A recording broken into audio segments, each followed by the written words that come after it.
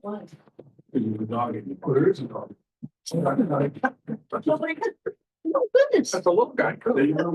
Yes. I'm sorry. No worries. Right? How's it going? He's over by someone. Here. Oh, he's cute. Boy, girl. We get dog issue. Hold on. Come on. Oh, there you go. There you go. Okay. You got that recorded? I did. All right. Sorry. You should have brought your dog. All right. Good.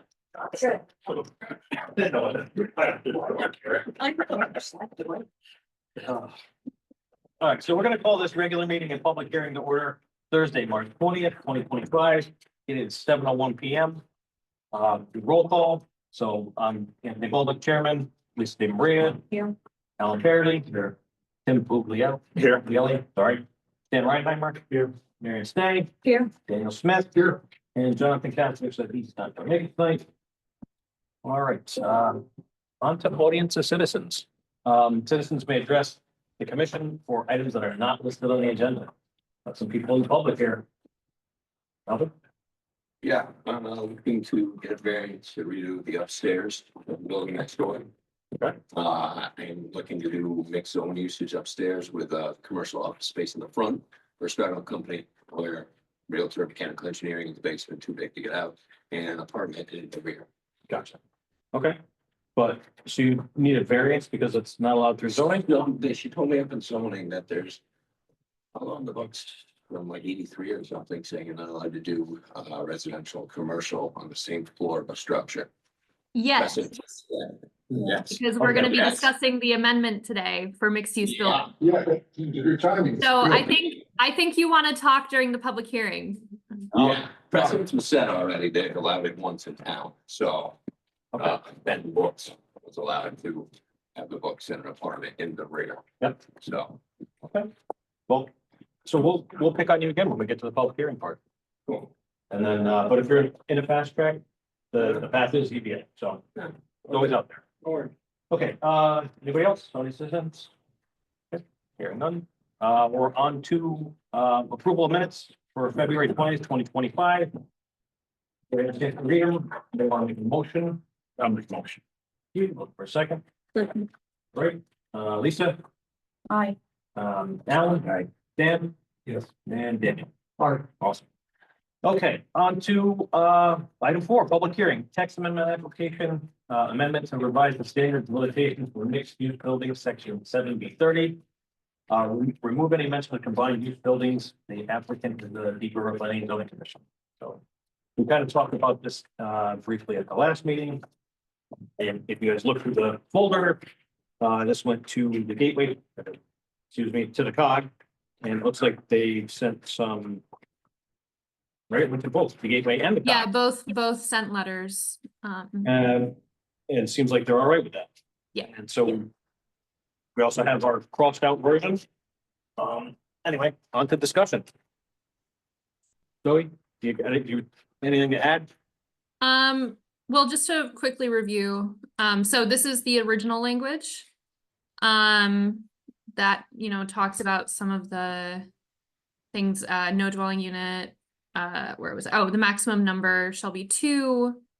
And ground floor to contain commercial uses only, mix of residential commercial uses on the same floor not permitted.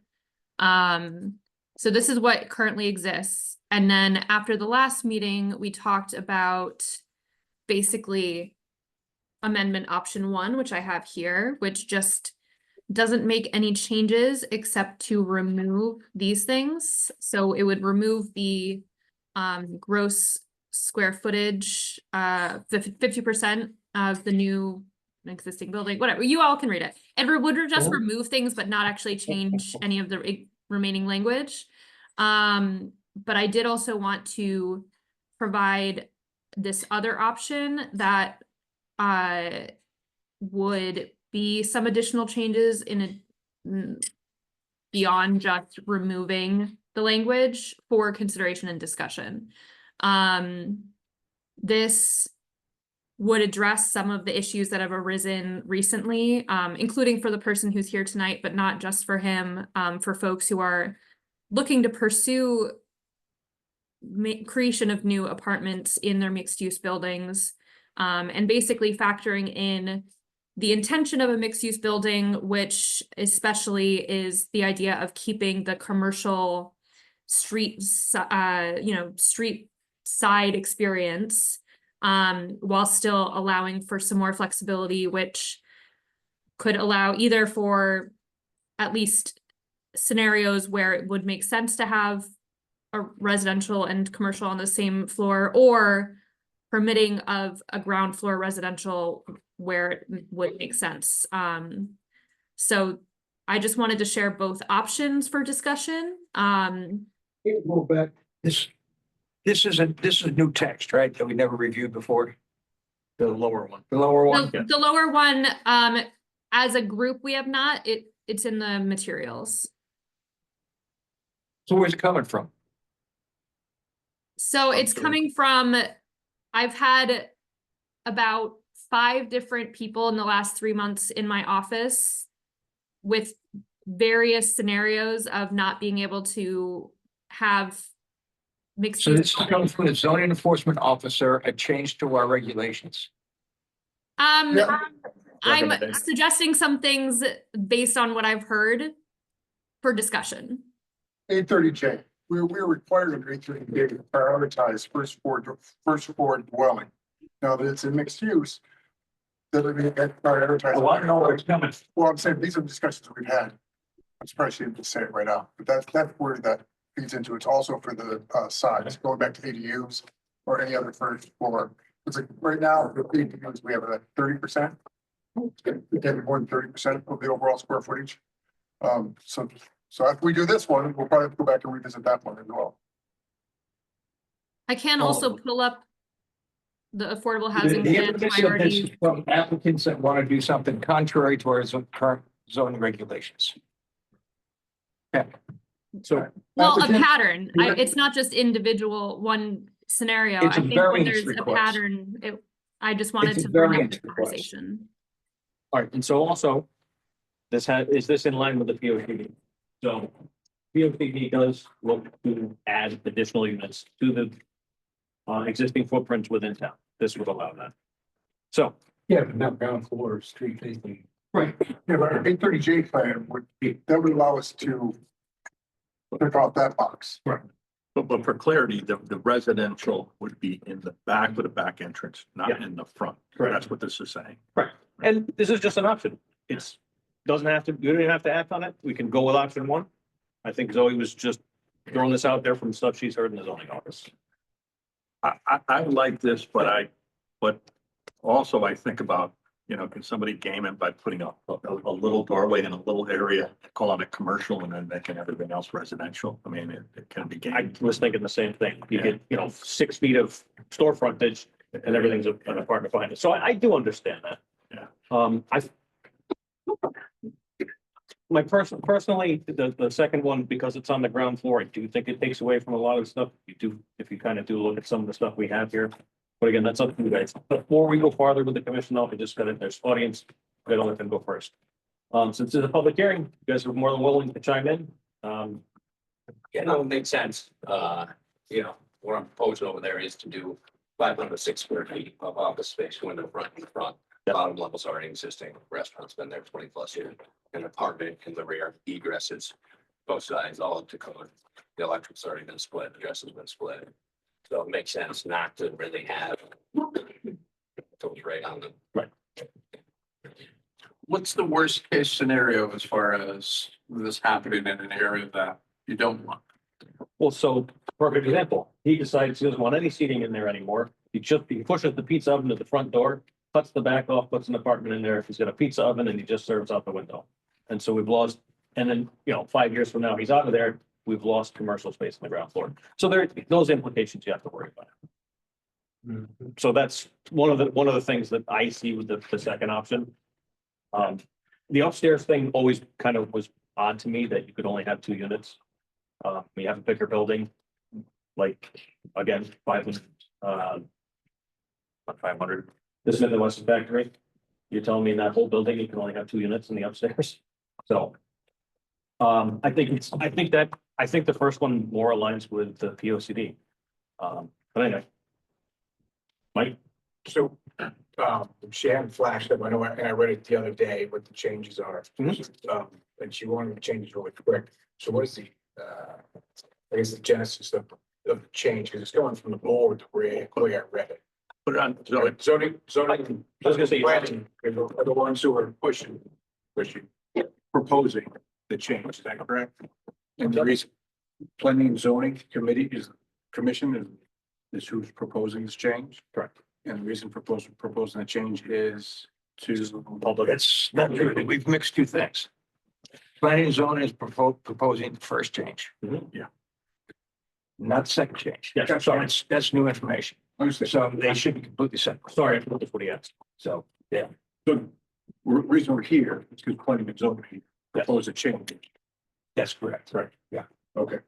And The reason for the change is to try to give us a bit more flexibility. Correct. In mixed use buildings that we have. Okay. But still not lose our commercial space. Correct. Okay. And would it be a percent, if granted, would it be a percentage of the square foot that would be?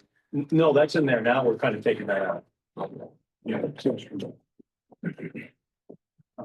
But then, So I liked where we're going. So from my standpoint, the first option one, right? I liked where we're going. I didn't get a chance to see option two and, be able to absorb that. So. We did do it. by the way, you both have to state your name for Nancy. No, sorry. Sorry about that. Mike Jerry, Will Seaboard Road. That's right. Say something. Get the right name out there. Yep, Mike, let's go ahead. All right, so. This is a public hearing? Yep. Is the public gonna vote on this or just so we can? No, we're just changing your input. Again, they don't get one. Zoe, can you scroll down to option two? And Zoe, so your option two, I know you said you had a few folks in your office asking about it. So what you're trying to, Yeah, and I mean, I didn't come up with this in a vacuum. I apologize, Alan, if you feel like I sprung it on the commission. Was this sent to Rivercog? Was this the language that was sent to Rivercog and Yes, the others? So their letter's response to this, to both options. before it was As, presented. to the and commission. as things just for conversation. And I told several people that the mixed use public hearing would be opening tonight. One did show up. But I've had, about 5 different property owners all asking not the same things, but about similar things for trying to expand housing opportunity in the village through the mixed use. I'd like to hear what those requests are, just so that we have the benefit of understanding what the public is looking to do, especially if they're different. Yeah, so one is the new apartment that the fellow over there is looking to do, but that would have basically 2 units. One unit would be a commercial office area. We don't have any written data So that on was any of that. this, right? Huh? I suggest, we don't have anything written on this, right? We don't have any documentation to review about those inquiries. He's saying they're just verbal requests. I have some things in my office, but I have not had them submit applications yet because they're not doable at the moment. And I also didn't want to have them start applications until whatever changes were made so that I could guide them with the most up-to-date. Right, and we were never considering those changes. So I'd rather not have that part of this discussion. Okay.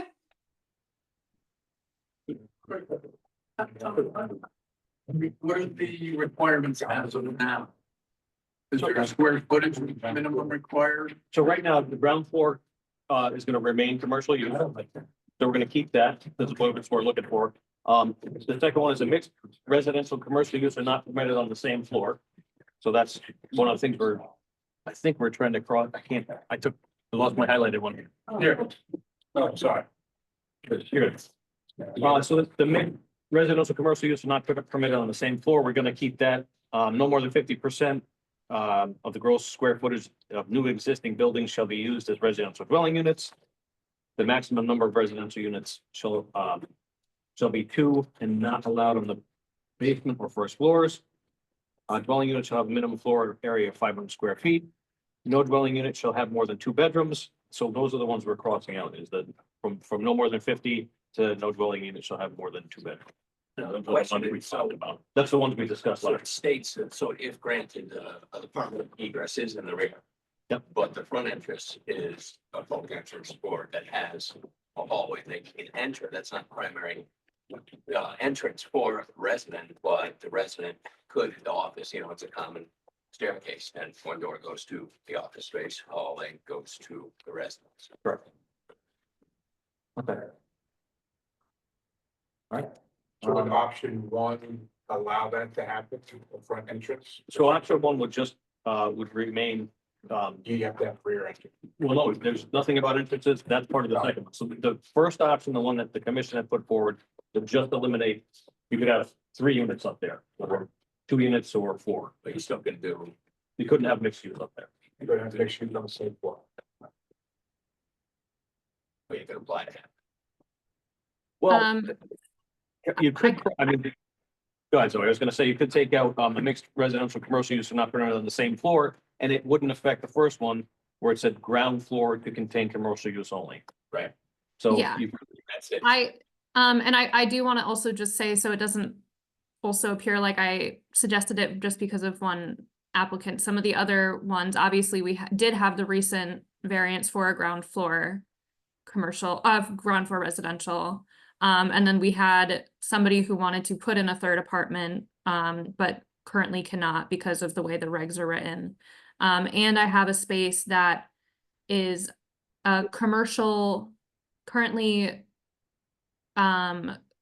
just commercial, and they have an ADU that is a separate structure. And they are looking to add a second apartment on the 2nd floor of that currently fully commercial building. So there's just a lot of really a range of scenarios right now that none are crazy in terms of it's looking to put in an extra apartment in an existing building, but they don't really fit within what the current structure of the definitions and guidelines allow for. And they're not supposed to fit. That's why we have a variance process.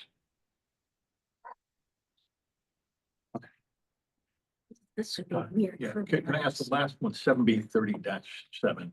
There shall be no public access to individual dwelling units from the exterior of the building. What does that?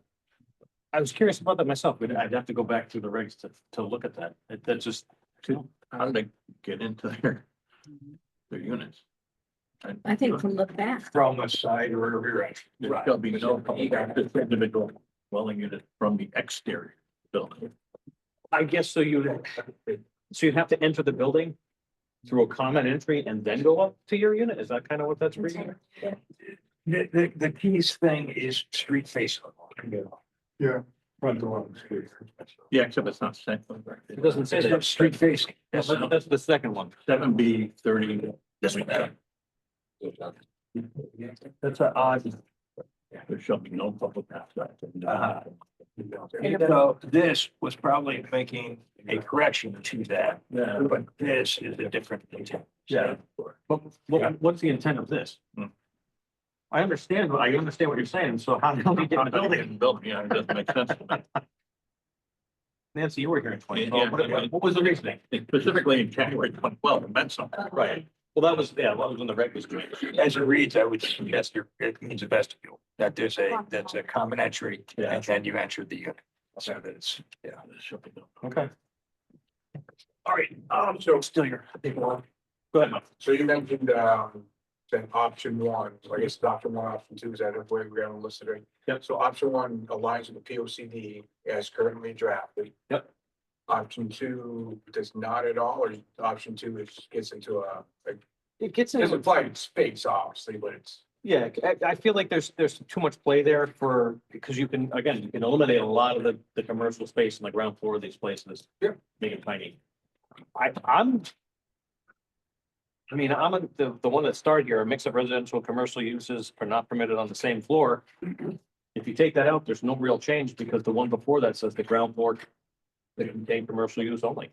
Right. So the two are redundant, I think. So I wasn't here when the original A30J plan was put together, because when we were reviewing it, we're supposed to be prioritizing this. Yes. So somebody, I don't know if anybody in this room was in that meeting, I have no idea what the thoughts were on that.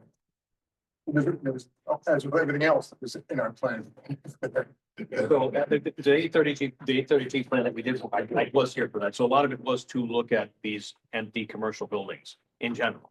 It wasn't very site specific to our zoning regulations, but there's a need for more housing, rentals, and purchase. We're mandating. Yes. So Right, yep. I don't know if I word this incorrectly. I apologize, but we're trying to, with the P O C D, encourage Mhm. commercial to attract, and in conjunction with EDC, to attract new commercial, small, medium, whatever your flavor is. Yep. To help reduce our tax burden. So are we encouraging some of these commercial outlets on a Main Street downtown Village District to say, I can make more money in making rental units opposed to attracting small commercial specialty shops, which will help offset our taxes? I think that's. We're not EDC. None of the decisions here are made based on a intent to capitalize. Our charge is to regulate uses so that they're compatible and remain a coherent pattern of use that doesn't interfere or alter another property's use. So it's not a matter of saying we're looking for the best and the highest use so we can generate tax revenue. That is not our charge. Our charge is to make sure that the town remains coherent, not just for those who are looking to invest in town, but those who have invested in town and understand, have some expectation that the properties, that zone will be consistent, that the zone doesn't change around them. That's part of our charge. And this wouldn't change the commercial use downstairs. It wouldn't eliminate that. It would stay the same. I think if we took the 7B32 out of this, it would actually allow more commercial. Right? Because then you could have mixed use upstairs. Exactly. There's one thing, if he wants to put a lawyer's office, it's different than a bookstore or ice cream shop. Yes. So it's a couple people appointments.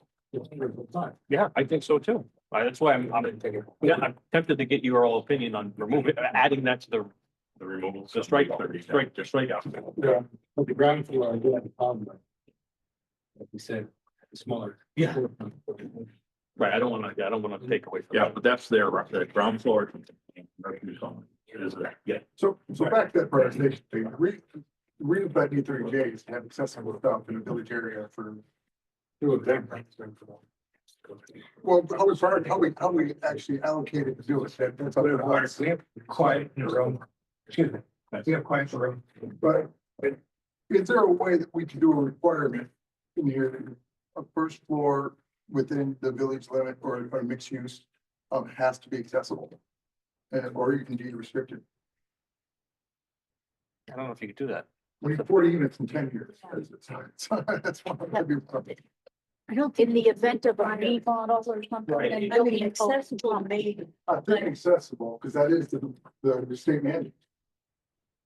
that's not But you existing have now. existing buildings, some of which are historic, and that may be a problem requiring it. That's the only thing I can think of. That's building code. Building code is gonna trump, if a building down here wanted to completely remodel, building code's gonna come in and say, okay, at this point, now you need to conform to ADA. All right, so that's how that gets, you can't just walk around and tell people, now you have to make your building accessible or put it in your regulation. Hmm.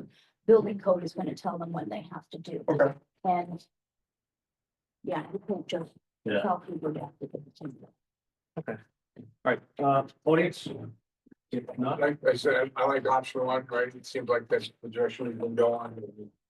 But option three, from enhancements that could be beneficial, but I can see there's some angst with option two, so I'm good with option one. Other things, it does take out the minimum square footage per unit, and I'm not sure if that is something we want to do at this time. Or not, because we don't want to get into the, that's 900 square feet, I can wedge in 3 in there. Now they're, silly things like that, or it's just a 300 square foot studio apartment. but that's the building code, I got you. right? If it meets the building code, it's out of our hands, so. Yeah. So we had that as a percentage, not as set square feet per se, right? Right, but in this, it had a minimum of 500 square feet, we're taking that. Yeah, we struck that out. Yeah, we struck that out, and the percentage we struck out. All right, any more audience citizens? If not, commission? How do you feel about adding the strikeout to the second part? A mix of residential, commercial use are not permitted on the same floor. If that's out, again, the ground floor can only contain commercial use. So I feel like that's not really changing anything, it's just allowing, like you brought up, lawyer and attorney's office. Tax office or something. I don't see the benefit in striking that. Because when you look at use patterns, if you're gonna allow on the same floor, it's like having a lot line and you can go commercial to residential, commercial to residential. You're mixing uses and those uses can be incompatible because as of right, you put a commercial business in there that has, for instance, we're talking about this without looking at the allowable uses. We have a commercial use in there that was a music studio. That impacts that residents' quality of life on a party wall. You got to look at the nuances. You can't just say it might be good. These regulations, sometimes they get convoluted, but usually it's looking from some consideration of patterns of use. And I see a lot of validity to doing that. One is the consistency on the ground level, but also on the upper level. If you're gonna start mixing and matching, you really change the quality of life by just making something as of right permissible.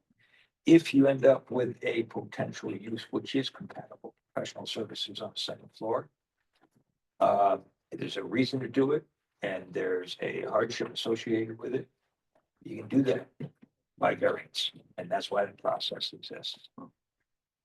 Thank you. Why we have these conversations? Yeah. The whole idea to prioritize first floor in the mixed use of that area, that wasn't a suggestion. I mean, we're supposed to figure out how to make that work. So if we're saying not to allow it. No, he's saying he doesn't want to allow the mixed use in the second floor. Oh, I'm sorry. I mean, commercial office in the second. Yeah. Oh, And actually, it aligns with what you're saying, you want residential of the second. Yeah, that's. Again, it's not, Sorry. it's not our charge to figure that out. It's the housing authority's charge to figure that out. It's our charge to look at compatibility of uses. So. Again, I disagree, because our charge is to line up with the 830J through planning and zoning. And the other parts, they're to figure out the rest of it, but the language is there, Alan. I'm not making it up. I'm not gonna die on this hill. I'm just saying that that's there. And, I understand, but Any more discussion on this?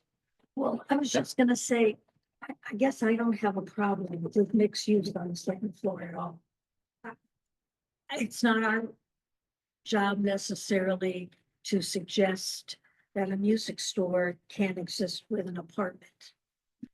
It might be able to if, it might be able to, maybe the people don't care, you know? So anyway, I just don't, I think it's fine. Okay, I can understand, you know, wanting just commercial on the first floor, although I don't really have a problem with that. Do we delineate anywhere between types of commercial? Yeah, that'll be in the zone charts, but mixed use fits multiple zones, so. No, but for the second floor, I mean, obviously we don't necessarily want a hot dog stand, Yeah. you know? Which you can. Right, yeah, right. But I mean, in the scenario, if there was an apartment next door, Yeah. right, you would want that, but the studio, lawyer office. Right, but you can't, I mean, he's got a valid point. If it's a music, if it's a, you know, let's say the Rusty Rail opened up there. Because at one point, there was a guy was gonna do a steakhouse up there. I was here. Want to do a comedy club?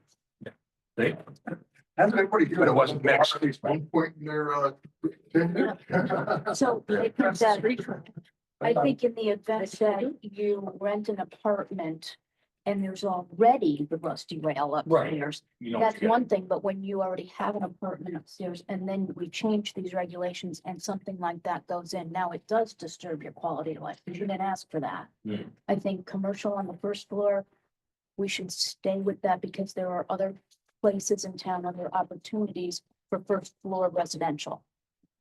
You see, you guys both had a valid point there. So you're introducing this into existing scenarios where they can add, again, a music venue or let's child daycare. That's always enjoyable too, when you're trying to sleep. If you're already there, it's a disturbance. If you rent the apartment after it's already there, then you're taking on the fact that you know that daycare there, but it's going to be right to change the regulations now. Yeah. When you've already It's not got a matter of residential. changing regulations. You can have an apartment here and an apartment here. If we change this, you can change that apartment to daycare or music studio. Yeah, that's what It's she's saying. as of right. Yeah. It's so. I don't think that should happen. I think it should go to variance the way you say it should go. Okay, all right. You guys are aligned. It should be residential upstairs. You guys are in alignment. They're just looking for a fight, that's all. I see that.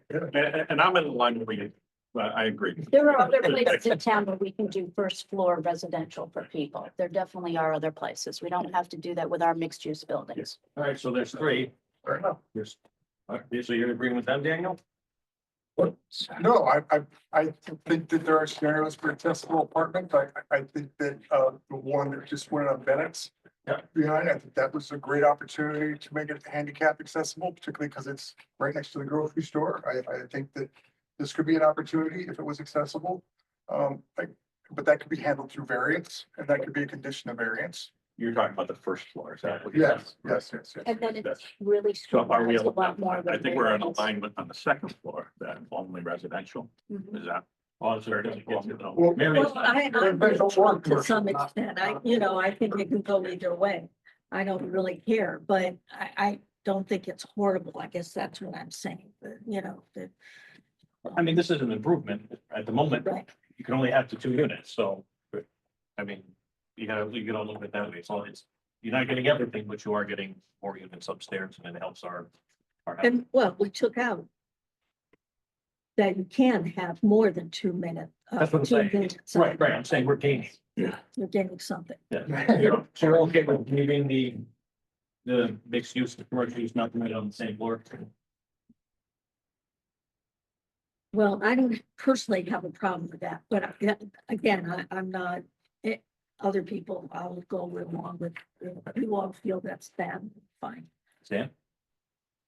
I'm kind of agreeing with Alan. that It's different though, like this restaurant over here he's talking about. Mhm. It's a separate building, there's not another, like you go down to town. Yep. And those buildings are side by side, if we change it there, you'd have to change it there and take care right in the middle. That's not gonna work. It affects me the most, but I agree, it's gotta be on a case to case basis, it's gotta be variance, you can't just let anybody do that one. Okay. All right. If we start Yep. slow. Okay. All right, so we're in agreement and we can look to close this public hearing. I'll make a motion. Thank you. Second. I'll say. Everybody in favor? Aye. All right. Anybody opposed? Okay, On to old business. Text amendment application, amendment to revise the standards and limitations for mixed-use buildings, section 7B30, remove any amendment providing new buildings, application to the zoning commission. Okay, we just discussed that. Any more discussion? If not, looking for motion to adopt these regulations and be very specific at the moment. Can you confirm that what's here is the final? The I was red, gonna, that's what I was gonna say, be very specific. So the ground floor, mixed use. And shall be, yep. Yes.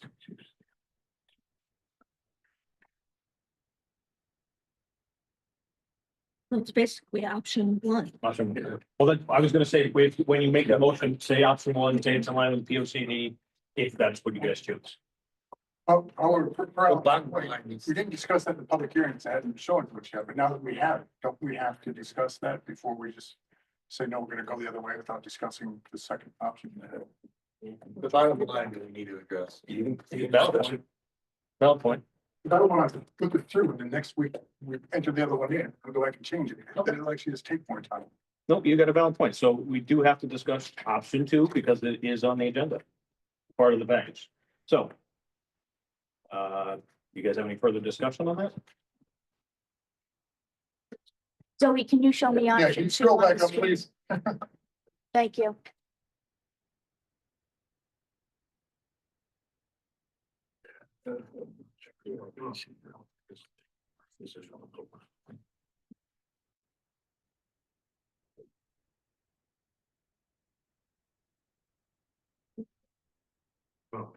We back to public input.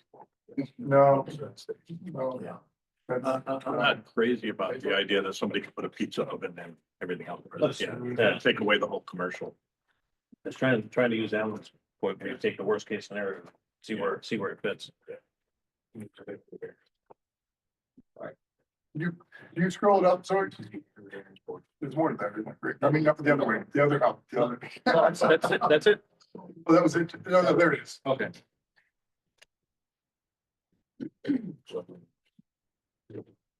So is there anything from this option two that would fit into option one anybody likes or nobody cares about it? I mean, Street facing public access.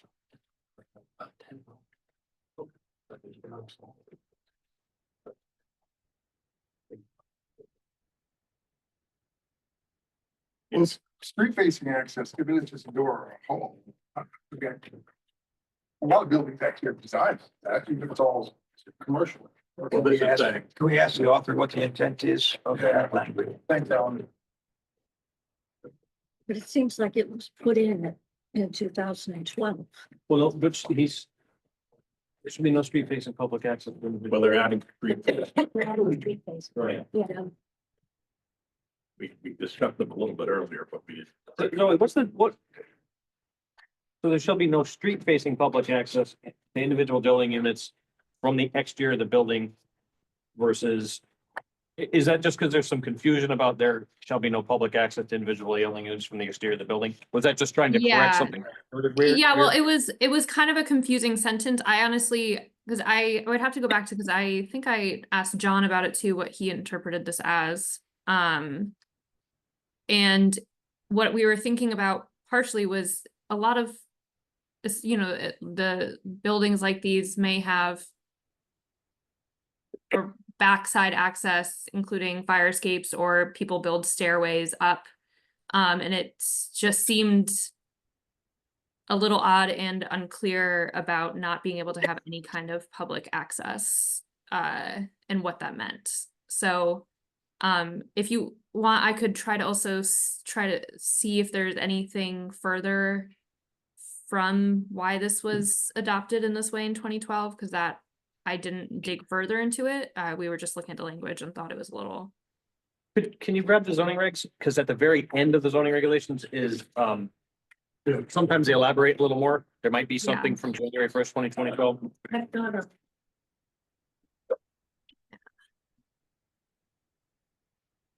Go to the end when it shows all the amendments.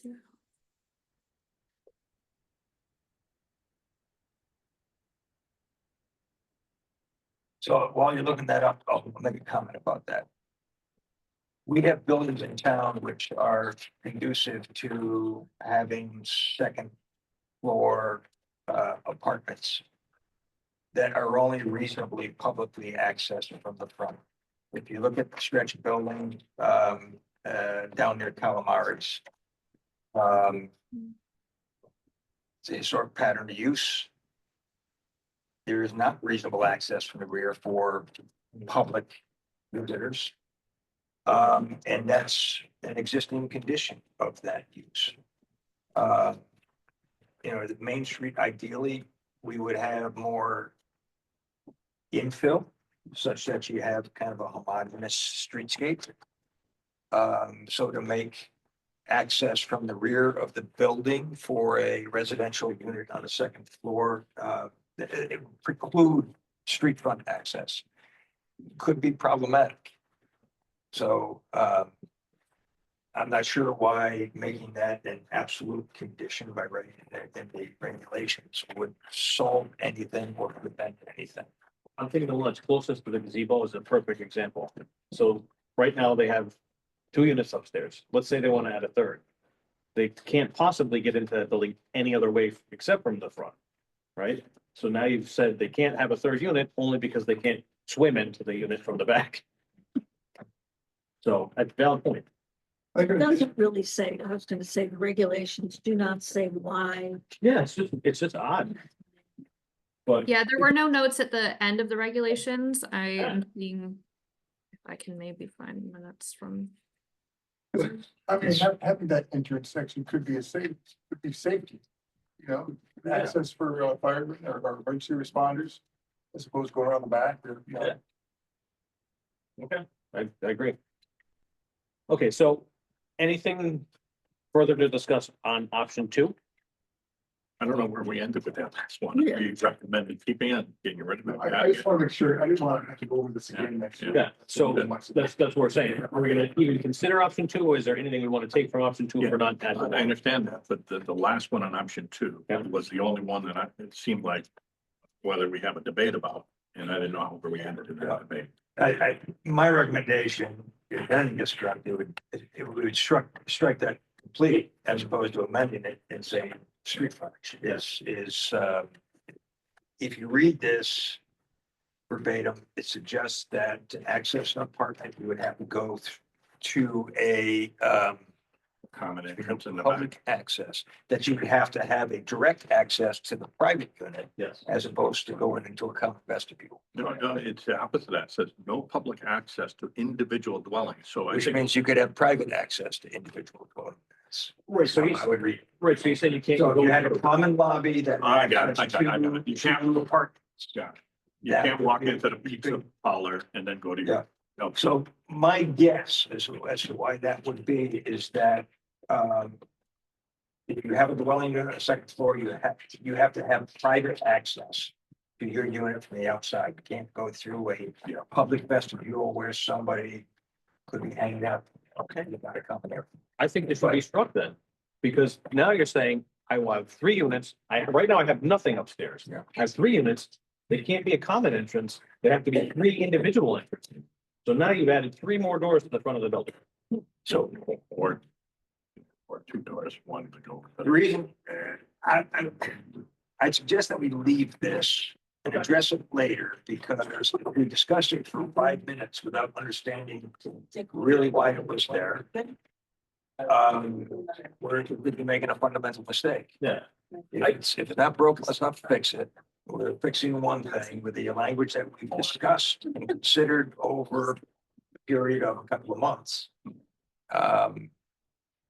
I think there's some nuances to that language that I don't fully understand, and I might lean towards striking it, but I don't have a full understanding of it. Well, we don't have to vote on this tonight. We could also punt.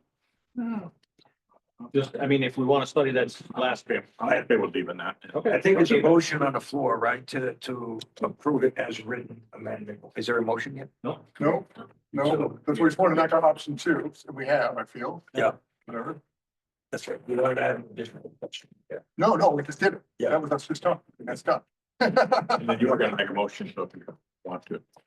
So I would make a motion to amend the regulations per the original proposal. Option 1, and it reads 7B.30 mixed use buildings, special standards for mixed use buildings. 7B 30.1 ground floor to contain commercial uses only. 7B 30.2 a mix of residential and commercial uses are not permitted on the same floor. And 7B 30.3 there shall be no public access to individual dwelling units from the exterior of the buildings as of January 1st, 2012. Looking for a second? And it's in line with the P O C D. you. And I'll say again, Was that a second? Any more discussion? If not, and with the roll call. Tim? All right, Stan? All right, Mary? I, Daniel? Nay. Thank you. Well, Gary's. Oh, you know what? We gotta add one thing to that, yeah. the adoption date or the effective date. Effective, I don't know how fast can it get in the paper, effective April 17th, 2025. 17th. Our next meeting, it should be. Okay, we gotta redo the vote then.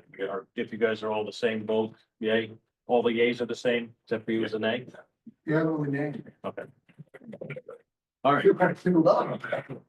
No worries. Okay, on to item B, ordinance discussion, special events and food trucks. I have my papers back. Sure. No, I wrote all of them. See what food trucks last time. He wants to hold the rest. Yeah. Every time I think that. That's why you don't think that. Yeah. No, Tony, we forgot to add items to new business to amend the agenda at the top. I realize. oh yeah, I wrote that right down also. So, we need to, I need a motion to amend the agenda to add, preliminary discussion for 105 River Road. You can make that amendment, you can make that. Right. I just gotta make sure you guys are all right. I'll second. Fantastic. All in favor? And I think I have to read through it, so that's my second. All right, all in favor? I, Okay, thank you. One abstain. All right, so we're back on the ordinance discussion, special events and food trucks. So we kind of discussed this the last go round. And I think there was still some debate about application and who was going to be in charge of the special events. And I think it kind of came back to planning and zoning would be. And it looks like we now have an application that they use for the town landing as an example of how this permit would go. Anyway. Any discussion? You guys let me know. Also, let me know which documents to share screen. Mhm. There's Yeah, where do you want to start? Food trucks, special events? So I got some comments on that. Okay, good part. The food trucks in particular. Because the prior discussion was about do we, to what extent do we regulate those and zoning? Is it more of a event permit, kind of use, et cetera? We discussed a lot of reasons why we want to regulate that, and that's really protection of some of the existing businesses. But it's kind of got to be a balance, because that is a desirable use. It's an appropriate use, and sometimes it's an occasional use. So you got to strike a balance in there. So there are pros and cons. One of the important things is to limit use within commercial zones where restaurants are permitted. Restaurants or similar uses that the mobile vendor food truck would, because we need to ensure that the businesses that exist as of right currently are not negatively impacted by allowing a secondary use which might be transient, but would impact their potential, commerce. You don't want a taco truck in front of the Mexican restaurant, that's what you're saying.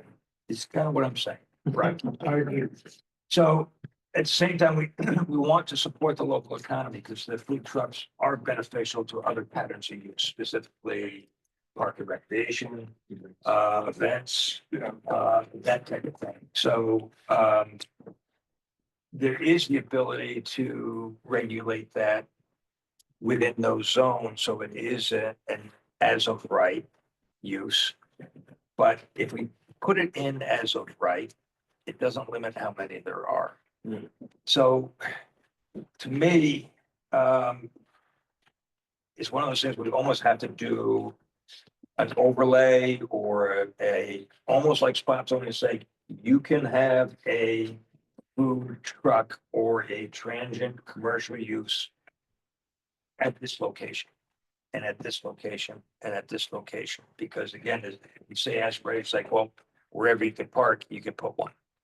And that changes the pattern because of the intensity of it. So if we can regulate proximity to sensitive areas, one is, residential in particular.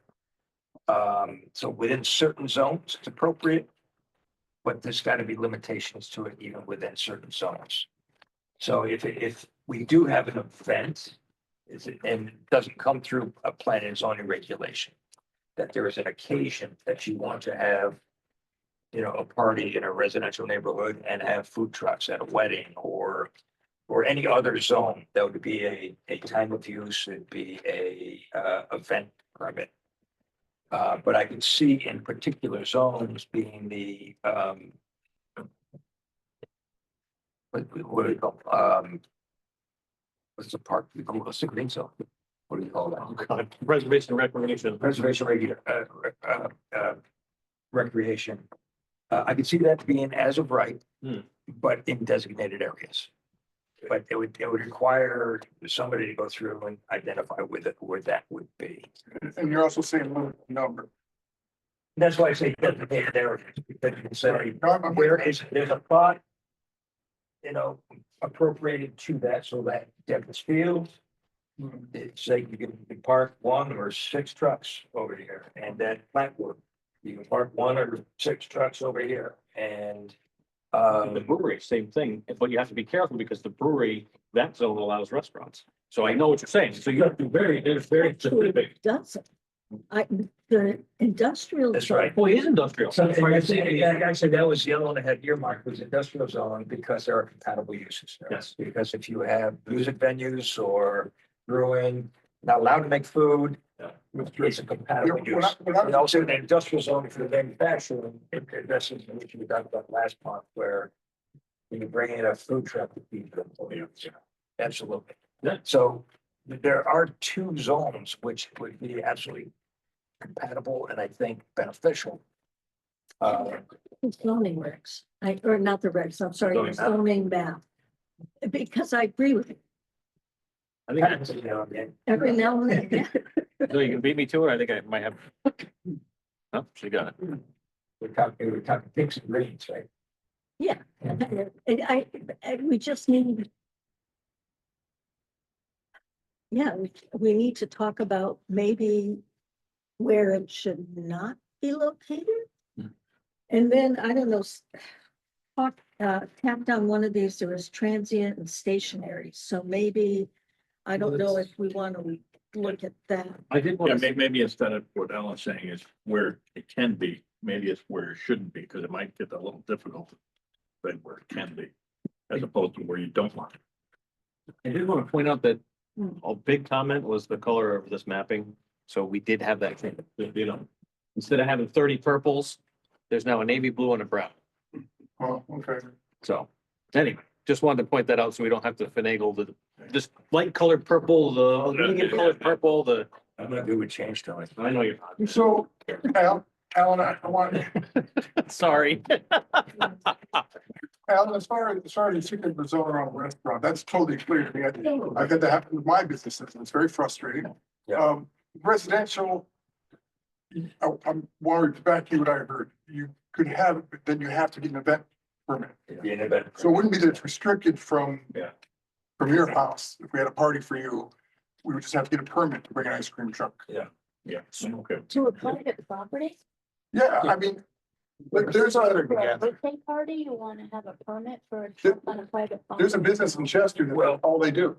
Is they have an ice cream truck that goes to your house for parties. I understand Yeah. those trucks, but why do you want a permit if you wanna get the pizza truck at your house for a? Because we're allowing that use in zones, we're disallowing it in others, in which case that would be the course to say, and then, I mean, you know how I am, operate with discretion. It's like, if it's not a problem, then just let it be.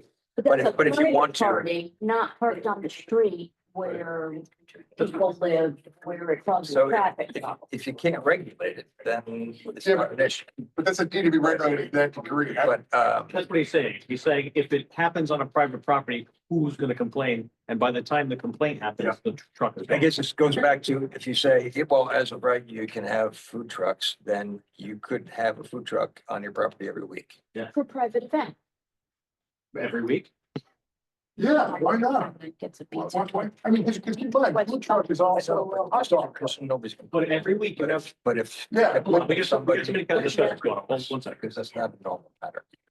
It's, So what he's saying is, so you have the hot dog stand that's down the street and they're there every week. But if they pick up every night and come back, that's a use. I mean, that's now a commercial use versus you're just having a pizza truck at your house every Yeah, day. that's a public use. That's Yes. public coming in. Right. It's not a private party. Right. And so you have, Yeah. say, an event, so if you did something like Flatwood Park. Yes. Then you pulled a permit and you invited 20 food trucks, Yeah. and that was an event, that's when you need a permit. But see, I think you need, if you're, I don't have a residential use, I think you would need or should have a permit, even if it's a one-time event. It could be, I don't know, a $15 permit, not a $200 permit, but you would have parameters. So, because you have neighbors. I mean, there are houses that don't have, Well, but then it- most people do. Have we ever had a problem with food trucks at people's houses? I mean, why overregulate? Yeah. Food truck, I mean, truck. You're telling me that if I had the property and I want to have a food truck for my kids for their birthday, I'd have to get a permit. But then if the neighbor the next year did the same thing, they'd have to get a permit too. That's what I, I don't agree with that. To me, the reality of it is this, if you want to have a party one year and you have a food truck in, you're probably gonna tell your neighbors, no, like, they might complain, but by the time, you know, if you're gonna enforce it, it was just a one-time incident. If you do this multiple times, your neighbor has recourse. It's like, "Mike, the guy's having a, you know, bringing in a beer truck every month." I was gonna say, let's pick on Larimar Farms. Well, I don't think of it in particular, but there was a neighbor of mine that was having concerts every weekend and then posed a different issue. But then they were also serving food. I think the concert kind of knocked that out, but that would be like a weekly thing on a private residence if somebody had an event that Yep. wasn't canceled, that's some other thing. So the reality is, you don't necessarily get a permit. If nobody's gonna complain, it's not a problem. But if it becomes a problem, your neighbor has recourse to say, this isn't a normal pattern of use in the neighborhood. I love that we're recording all this. No, it's good to be I discussed. know, I'm just saying. I wasn't aware of the balloon and ice cream truck until they basically rented my neighbor's place for the weekend. And it's like, they brought their, I'm like, what's that? It's like, oh, that was their business. Like, oh, But so, that's interesting. I wouldn't hire one. We Like, people but get we use permits trucks for for that. events. We use them for all the sports Right. teams. And oftentimes it's 2 or 3 trucks. If it happens once, inconvenience, you know, and you can lodge a complaint, there's nothing you can do. But if it happens, if it recurs, it's a pattern of use, you have recourse to say, hey, this is happening, and then there is the ability to enforce an incompatible use. That's where I was going, is that So you would want a permit or not? Because I I'm would like, confused now. I would like the ability to get a permit. yes, If somebody doesn't get That's one. what he you was saying. call That's them why I up. asked. That's what he's saying. Recognizing a lot of people may not do Yeah. it, but But if someone does it for 6 days in a row, there's a vehicle. Yeah, it would have to be on the own, I mean, who would be on the onus? Regular citizens don't Yeah, know, yeah, so the food truck people would have to know. It would be, it's like, then who gets the citation if they don't have the permits? The food truck, or is it the It's the property owner. property owner? All right, So perfect example is, we'll pick on Deep River Farms, right? During COVID, they had tons of events going on there. yeah, there you go, that's good. So, and they're defunct now, so we can do that. We can, Were they private or public? it was open to the public. But that's a public event. That's It's That's on not, private property. but, well, but that's a public event. Yes, but Isn't there a No, no, no. difference between, It's a different it's truck. advertised as being a private event. Yeah. It's advertised as a private event. but the public can go? I mean, it's different than your birthday party, Okay. unless you invite the public to your birthday party, you're right, So- so it's still a Wait, how private many property. people get permits for bounce houses and? I was thinking I didn't want to. and Well, that's where it's going. inflatables Yeah, and- yeah. A good example is, yes, if you have the bounce house there every If week. it happens all the time, your neighbor has a recourse to say, this is too much. You know, and but- You're running a daycare. Truck. Yeah. I mean, the other common one out here on Park Road is, or some of the clubs, is they get the barbecue, the grillers. Yeah. You know, and a lot of them have their fancy rigs, still a food truck, a little fancier, you know, the trailer or something, roasted pig or whatever. And that's, I mean, I haven't done that here, but in my life, I've got one of those things to do. Roasted pig. I really live for the best. So I hate the idea of having to over-regulate because you can't institute, common courtesy as a regulation. So that's why I tend to say is that, the recourse is you pull an event permit if you're doing something. It's like getting a variance.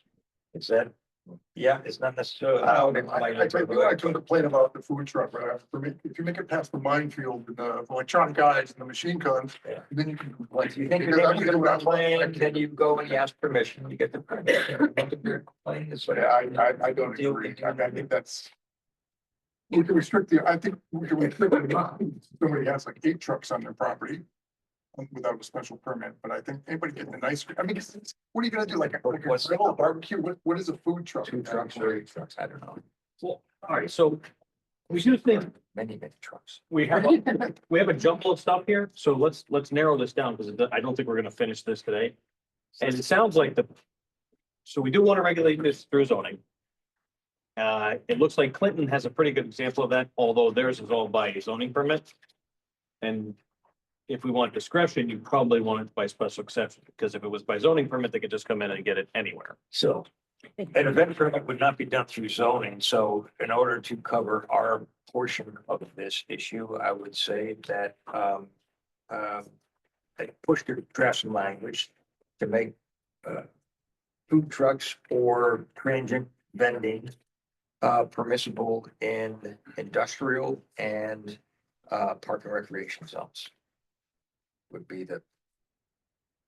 be my recommendation. And stay silent on residential. But we still want to put a limit to the number, right? Again, I'm not drafting the whole language. I think that what we need to do is look at those sites and say, it could be limited to a number of trucks in a paved area or whatever, but I don't know. I mean, to keep it simple, like, a dessert truck and a meal truck down at the landing might be tolerant of the residents in that area. I guarantee if there was 5 trucks down there, Yeah. people would be knocking on the door, right? I mean, that, so. Yeah, I tend to agree. Yeah. And then you did have, at Devon's Field, you wanted to have 15 trucks for an event, that's an event. Yeah, exactly. That's If you're the not conforming, you go get, you go talk to Katie over there, and see if you. So maybe okay to have 10 trucks at the landing. once we're all- we're all land. Well, maybe I should use that as an example, but I do see putting on that, but everything is allowed by variance or something. With permit to a degree. I mean, you just have to come in and appeal it. Okay, and then we also have this, so let's say we're gonna restudy the food trucks thing. We also have the special events. Did we, I think if we tackle the food truck, get that one, right, then you learn for that. okay, so we want to punt on the special events for right now? Okay, I don't know. Well, what about, can I ask you this question? Yeah. For food trucks coming in, is there if they have to get a permit, is there any way to charge a vendor fee because they're not paying taxes for it? Yeah. It's, I kind of had that, I was, That's what that. my suggestion, if we were to go with the permitting. Or trucks or that type of thing. I think that should be. Those fees should be earmarked, they're not towards the general fund, but it should be to, you know, to park or streetscape enhancements. For any and all, in any zone, right? Yeah, Yeah. It's if you want to operate your licensed food truck in the Deep River, you need to pay a vendor fee. yeah, if it goes to the betterment of that environment, we should operate, you know, streetscapes. Yeah. lanes, Yes. Parks. So there is right now, there is a licensing fee for $100 per vehicle in connection with such vending, hawking or petting. For what period of time does it say? It says such license will expire 2 months after issuance date thereof, provide the license fee for any one vehicle shall not exceed $100 any calendar year, and licenses for a vehicle previously licensed during calendar year shall not be issued free of charge. You can operate for 2 months. So there's $100 fee, but it sounds like at the moment it just goes in a general fund, so maybe that's something we want to address in this also. So that, so that stated, Tony, that's $100 fee for. Any truck, so again, I want to get an ice cream truck for your birthday. Mark, I'm paying for the, I mean, the vendor's just gonna pass it back to me, so I have another $100 tax I have to pay. For a small party, or that just be for large? Well, nobody's enforced it yet, and it's already, I'm asking how much money we go. this has been in there since September 1929. I think the fee has probably changed. That's why it says hockey. Yeah, okay. A lot more hawkers back in point out. They changed the, let's see. Really? Although I found out that they ban hawking from 11 to 4 during the muster. Yes. Oh, thank God. The balloon guy is always up and down the street. Oh, God. Come on, you're not even there. It's such a pure event, and then you get aliens on a stick. Yeah, and then I gotta buy it for my grandkids. Yeah, that's right. All right, so we're gonna redo the food truck thing and we're gonna punch on special events until we have the food truck straightened out. Did I get that right? Just because that's. Okay. All right, so we still got a bunch more to go through, so we'll move on.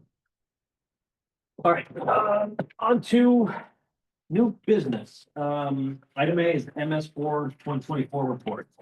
So the reason this is on here is because even though the town is exempt from zoning, they're not exempt from planning. And this is a long-term planning item for the town. There are some things in here I wanted to mention to you guys.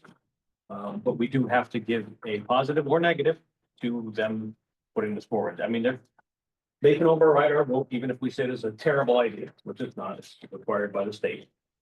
By a majority vote, so they're gonna pass this regardless. But I did want to bring to your attention on page 10.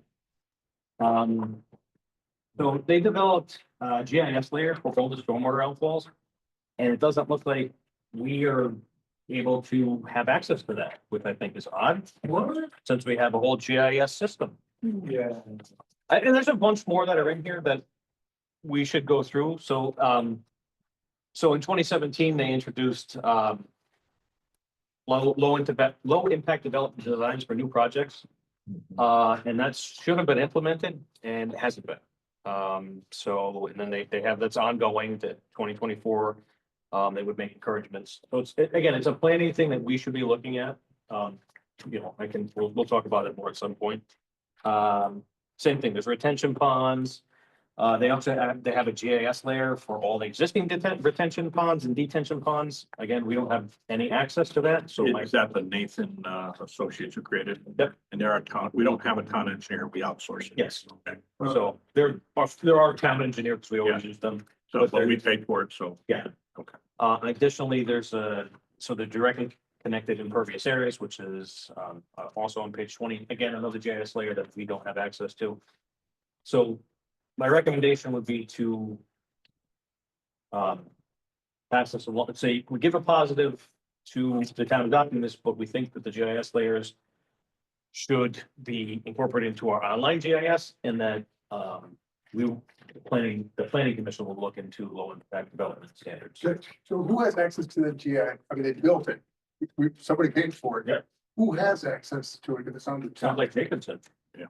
just Jacobs. That's a moment, yes. No, I just wanted to make sure that's good. Yeah, but Okay. we paid for it, so it's Yeah. technically, I Right. think, ours. Right. So if it's ours, yeah, that should be right. Okay. I'm sorry. No, it's all right. It's just, there are a couple of things on page 16 that I just thought were, peculiar is probably the wrong word, but the catch basin investigations. Now, I'm not sure what's involved in that, but only 10% of the town, and supposedly in 2024, that was given priority. Yeah. But I'm not sure if it ever got done or not. But I mean, some of the basic things at this point should be done. I mean, they're important. So curious about how this works. Can I make a comment? I know it's not long. I know, it's I'm right. I was gonna mention that. So please, go ahead. May I? Yeah. The only thing I would say is this report gets put out every year. Yeah. Hardly anybody ever looks at it. 2 years ago, we looked at it, made a number of comments. You'll note on there, that's the only time anything was introduced in it, was 2 years ago. So I went through and I've shared this with Tony. I highlighted 16, 19 points. There were multiple ones that said, this is going to be done through 2024, but then it doesn't say whether it was done or not. So there are several items like that. There are some that have said every year it's going to be done, hasn't been done since 2017. Mhm. So I asked that this subject be on Tuesday's selectmen agenda. And we've asked that, and it seems to be that all of the implementation of this has now been put with the highway department.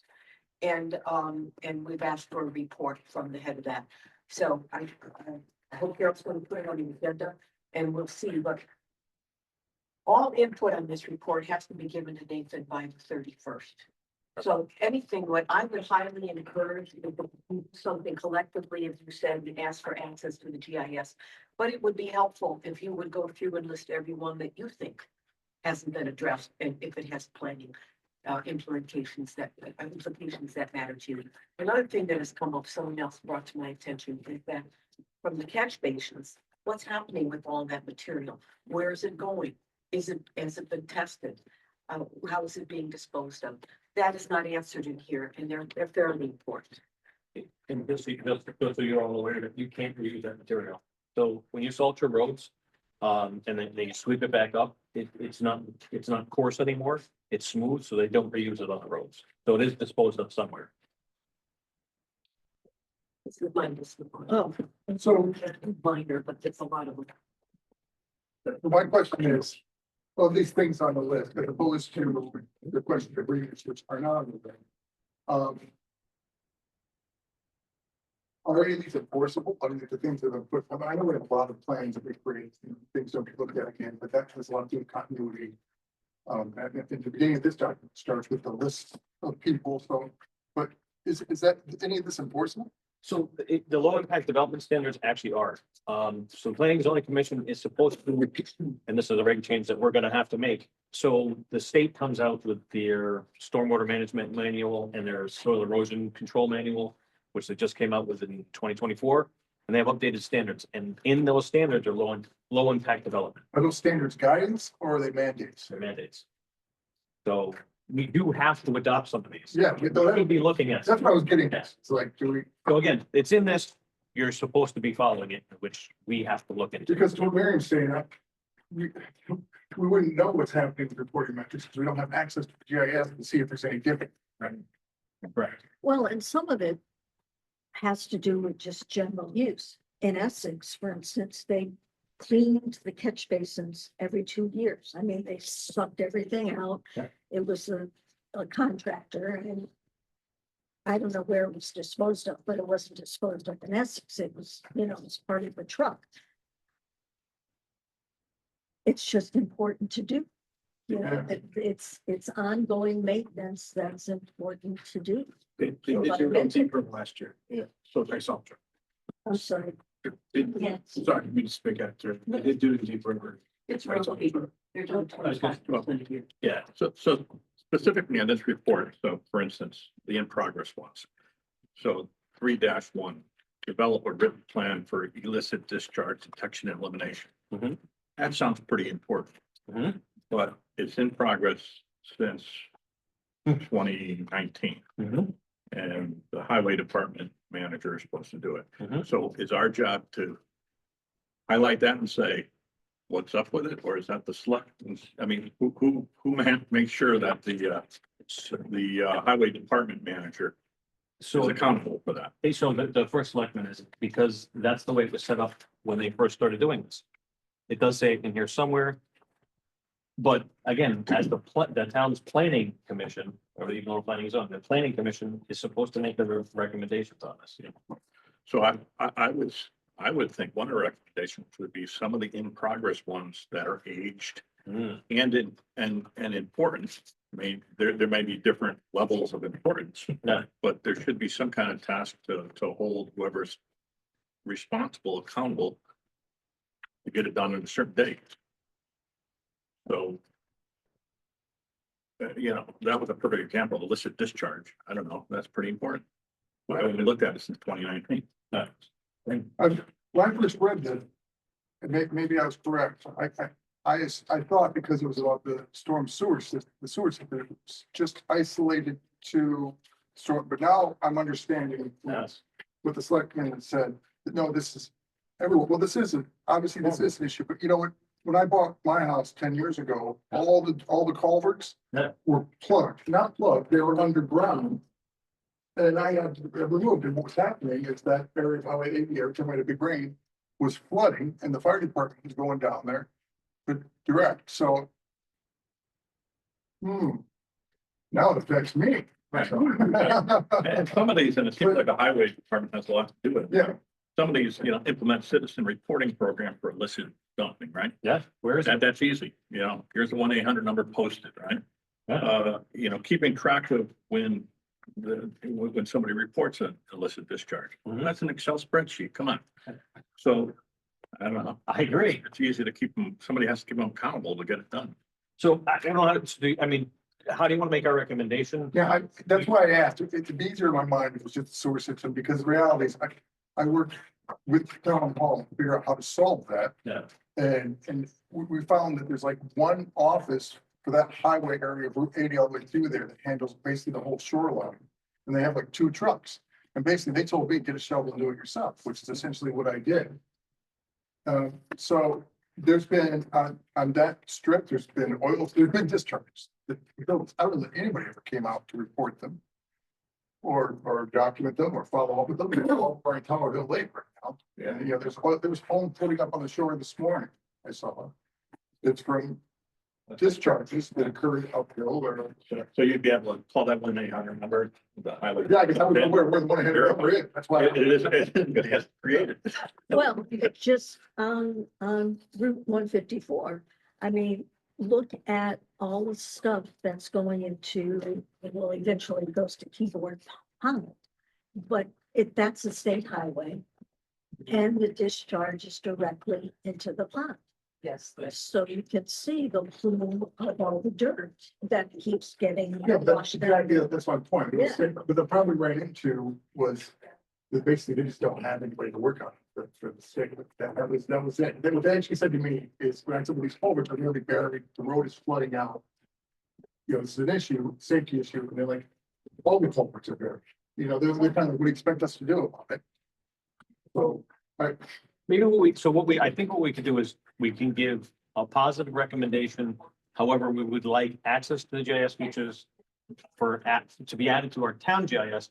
And we want an update for ongoing reporting and enforcement. right, incomplete things. The in-process incomplete, we want who's responsible and what date they're committing to complete it. I think that's fair to ask. Yeah, but I like it reporting like you said, there should be an 800 number, but reporting and enforcement. But that's on there. It's the highway manager, or as I don't know. Eric Walkie. Is responsible for creating that reporting process since 2019. Yeah. And, you know. It's 2025? Yeah. It Yeah. doesn't take that long to do it. Oh, Well, small government, okay. everybody wants small government, sometimes you gotta get what you want. Yeah, but you prioritize. So Anyway, we need a motion for that. Can we include observations that are pertinent to planning? Yeah. In terms of the septic failures, there's a pattern in there and a predominance of failures, on Hemlock. 34 Hemlock, 37 Hemlock, 4 Hemlock, 12 Hemlock, 30 Hemlock, 104 Hemlock. 90 Hemlock, so it consistently, we've got failures in a relatively small isolated area.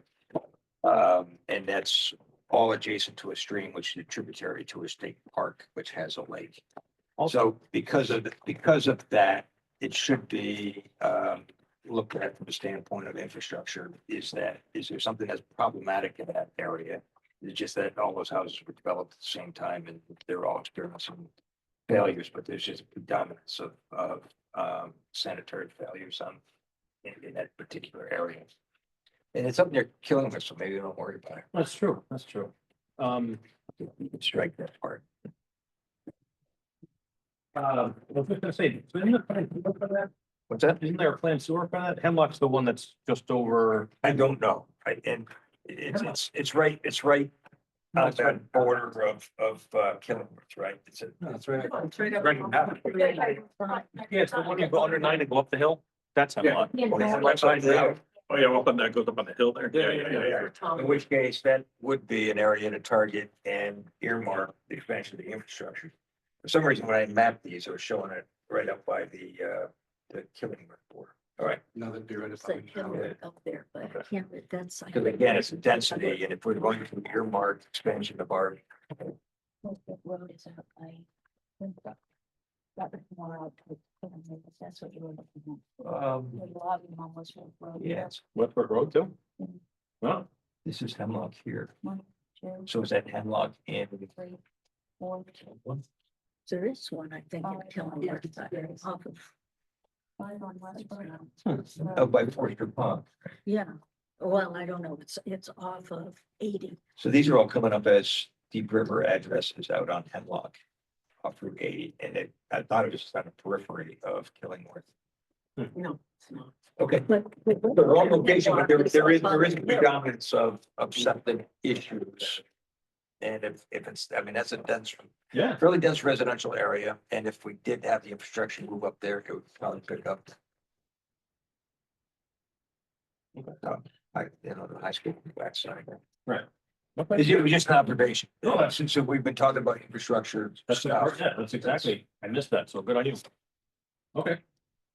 So basically what I have is a positive recommendation, with like an update for ongoing, any incomplete, items on here with end dates, access to the GIS features for the town's GIS. We want, who the reporting and enforcement is done through. There's a pattern of septic failures on Hemlock, which is adjacent to a stream. What is the timeline for the expansion of the sewers? And also there's failures on Westbrook Road. How does that work out? Because there's no sewer up there. Selectman, you didn't say what, we want to find out what happens to the stuff, right? Wasn't that part of it? How do we word that? Yeah, that's what I'm saying. So, What was that? we want an update for ongoing, we want an update on this. This is Hemlock here. So, yeah. On the report, there's certain line items that. No, I just, you read through the list. This is just me. Yeah, no, so we're looking for an update on this. Yeah, okay, thank you. Okay. 7 on River Road too. Yeah? On which River Road? There's so many. It says River Road, At Tim's house? 7. Okay. 7 else? addresses. Yeah, not it's there. 7 River Road, 7 addresses Oh, yeah. on River Road. Yeah, Okay. my house was on there, but it's the wrong address. I said, I didn't do that on 107. I did it on 105. And my failure was walking into the basement and oh my God. So he had the broken pipe. All right, if you guys are good with that, I just need a motion, the second, and all in favor. Motion to. Submit our notes. Submit our notes. No, no, it's it. Okay, It's just commentary, right? yeah.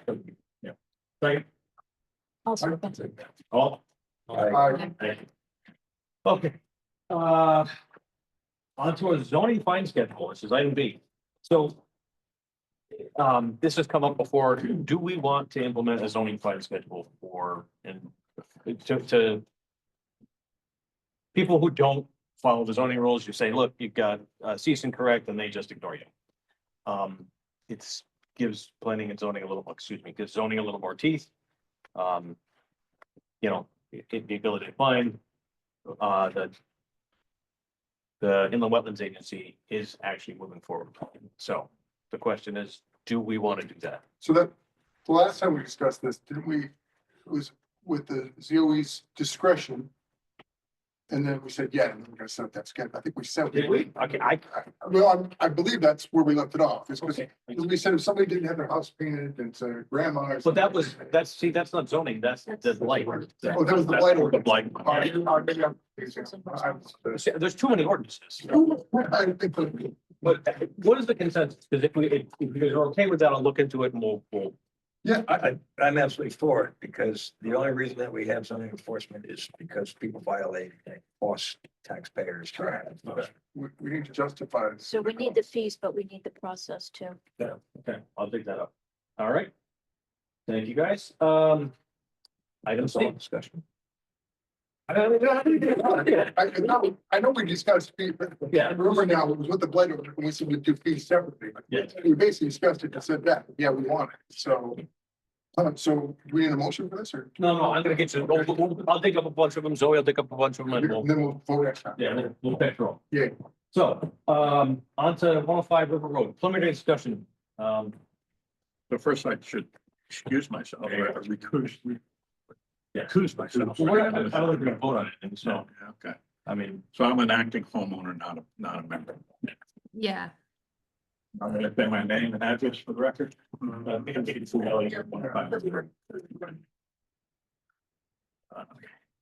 So.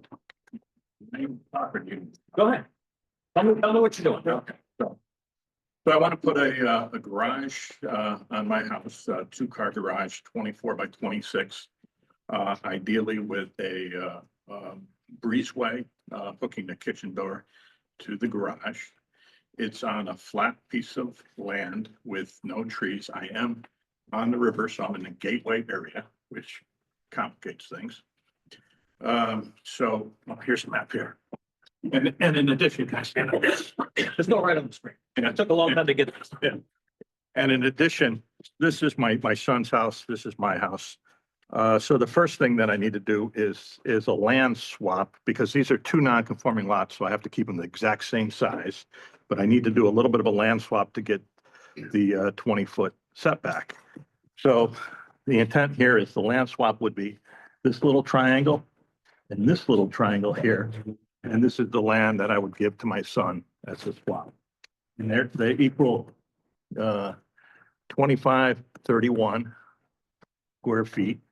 And then if you add this section 2484 and this section 47, it adds up. So it's an equal swap. Okay, so that's easy. What is on here? Okay. So here's the river high tide mark, which is the coastal jurisdiction line that they call it. And there has to be 50-foot buffer, which there is. The 50-foot buffer is about over to here between where I would be building the garage. And then there's also 100-foot structural buffer that comes in, and the line comes in like this, approximately. I have it, there's another map, but it approximately comes in here. So this garage, about 10 feet of it would be over the 100-foot jurisdiction line. The regulation, maybe I'll leave it, though, forgive me about the regulation on it. But basically, it states that I can put an accessory building if there's an existing building, but I'll let you, Zoe, because you're the expert in that.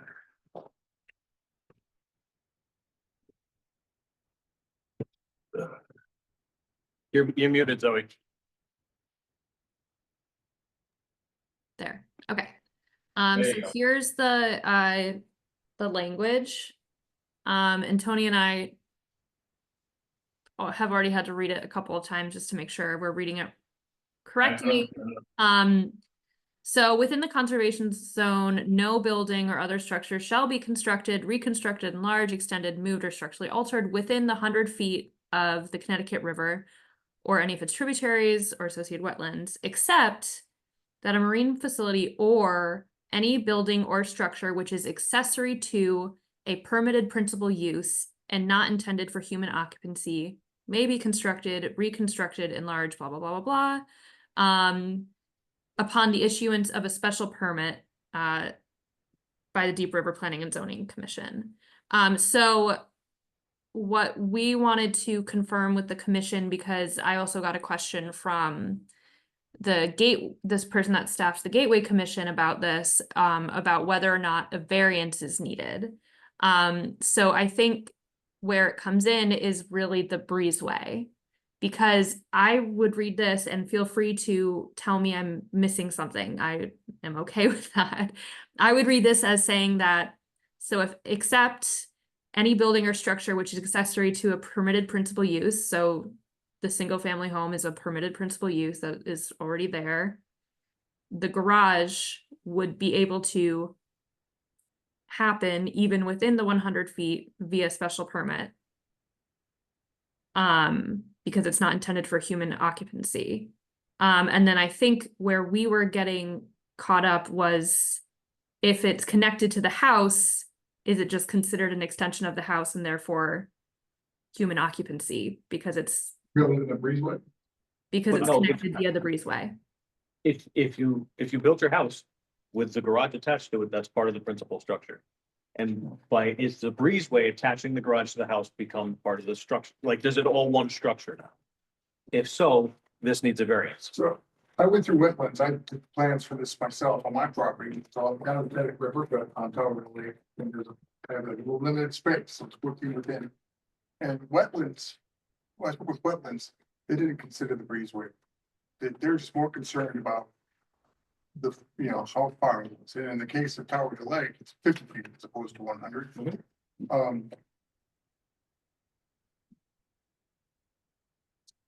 This is from Gateway right here. Or is This is our regulation. This is in our regulations. But it's a gateway. But it's. But it's for the gateway. Yeah, that's what I'm sorry. Gateway. I didn't articulate that right. Sorry. But it's lifted from. Yes. So even if we made a variance possible, it still has to go back through Gateway. Oh, it's still. Yeah, either way, it'll get referred to the Gateway Commission. And we don't issue the variance. We're talking about approving a special permit. Yeah, I'm sorry, special permit. And I don't think discussion of special permit, I think we're talking about a lot line change, right? Are you applying for this permit, a permit for the garage in conjunction with a site reconfiguration? I submitted the whole package to the town, the request for the permit for the garage and the lot line change. So since it will require a special permit, I think something has to justify why the garage can't be out of the 100-foot line. Is there? Yeah, I get you want it for alignment or whatever, but is there a reason that you couldn't? I'd also like clarification that this 20-foot setback needs to be perpendicular to the lot line. So I'm not sure what that distance is that you're showing, because I'm not sure that it's fine. It says setback is greater than 20 feet. But where it's showing it is not perpendicular to the lot line. So your building is actually closer than that distance that you demarked there.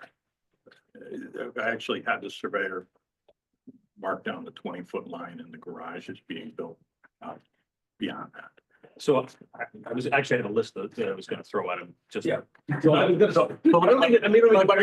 Let me start with that. The surveyor put the box as how far I'm allowed to build the garage with the 20-foot setback. Here's the line right here, and here's the garage, right? But The line's where? Right here, Yeah, and 20 foot from there is where? from here to here. No, it's gotta be perpendicular to the line. So This is Swamp Yankee survey? Yeah. Here, I'm gonna show you why. If I'm gonna, don't move the screen. So if I take that line, So. that's actually shorter. Seeing. That's what he's saying. Okay, so That's the distance to lines. Yeah, no, I understand in that area, but I don't understand where the entire wall has to be perpendicular to the line. The wall doesn't have to be, but the building has to be that far away. But the property, the line needs to be perpendicular with the property line, not Yes, perpendicular with the building. yeah, so 20 feet from the closest point. okay, all No, right. the- sorry, I- yeah. I- the reality is the garage will be closer over to here. He just put the box where he said where I'm allowed to, but the garage is actually gonna start here. So I won't have a problem with the 20 foot line. Okay, Okay. Um, And you said that the swap is equal, yeah, correct? Yeah. Because that was my. exactly, other- exactly, yeah. you go. So I was just gonna say, so I did some digging and this is the site plan that was provided when your son did his. Yeah. And this is kind of what you should have. I mean, this has the building setback lines on it. It shows your septic, your well, your proposed contours, your existing contours. It actually has dimensions to everything. So this is more or less what our regulations require. Like, so there's a bunch of inconsistencies that I was gonna say. And I'm not gonna pick on the surveyor, but, like you need the CJL shown. It's actually an elevation, so there needs to be a number associated with that. The contours have to be on there, the flood zones, the building lines, dimensions, the property lines. Wetlands, There's tidal wetlands that are probably gonna be on there, which means you're gonna need somebody to flag those. zoning data table. Yep, you need a zoning chart. And there's also an issue, there's two issues. Also, you're not showing the well and the septic on this lot. This is in the National Diversity Database, which means you have to fill out a special form. Ooh, And, right, it's literally, so what they're gonna say is you can't build your garage, and I'm trying to remember the dates, it's April to June, you can't construct your garage because there's nesting along the Connecticut riverbanks. This is gonna come from the DEP. So we're required to tell you to fill out that form, and I'll send you the link for that. And that's because of the 100 foot line. No, this is the whole this entire area, all the way down River Road and up the hill is in the Natural Diversity Database. It's a totally separate thing. So the houses that they built last year. They filled that form, they're supposed to fill that form out. That took 4 years, and they built all through the year. Yep. They weren't supposed to do that. I'm not supposed to do that. Well, so the reason I'm saying this is because Mary Wald Lane, they came in and did all this stuff, and I can't, we can't go, That's fine. just for a simple garage, you can't, you know what I mean? It's like. Okay. I'm not trying to throw the book at you, but just, Mary Wald Lane, when I went through that process, I had to draw it closer to your stuff, because what you'll have to do is you still have to go through with the garage. You still have to go to crop, still have to go to wetlands before you come back to us, and they're gonna wanna see all that stuff. Well, wetlands and Leach Brad field. already reviewed at least the package as is. Right, reviewed. So that, all right, so because that doesn't illustrate whether or not that's your leach field or where your leach field is, or. Yeah, I had a separate, there was an as-built leach field Oh, okay. that I gave them. So that already got approved. yeah, so you gotta incorporate that all into one line. And it looks like the same surveyor did the thing, so he probably already has this, it's just layers, he's gotta turn on and off. Zoe, can I share the screen, or? I just wanted to. Because I know, so Natural Diversity Database. No, it's in there. It is. Nice. Maybe the new ones I wanted. Stay there. For some reason, that moved to the top. So this shaded area is gonna be everything that's within NDDB. Lost my place, where are we? You just have to zoom in. Yep. Why are you not showing up?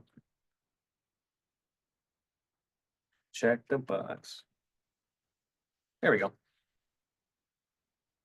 So, and I was only saying the dates because we just went through this. You may not have anything, but you have to send in your permit for NDDB for them to say you're safe, or there's turtle eggs here that are endangered species. That's all. But for today, well, before I do all this. Yeah. We have to go back to. Two questions. One, Alan brought up, can I build it outside of the 100 square? 100. Is it possible? Yes, it is. It won't align with the house, so honestly, I wouldn't even do it. So the real question is, and I don't know if you guys can answer that now, but I'm not gonna go through all this and then come back to, we're not gonna let you do that because it's not within the, it's within the 100-foot line. So does the regulation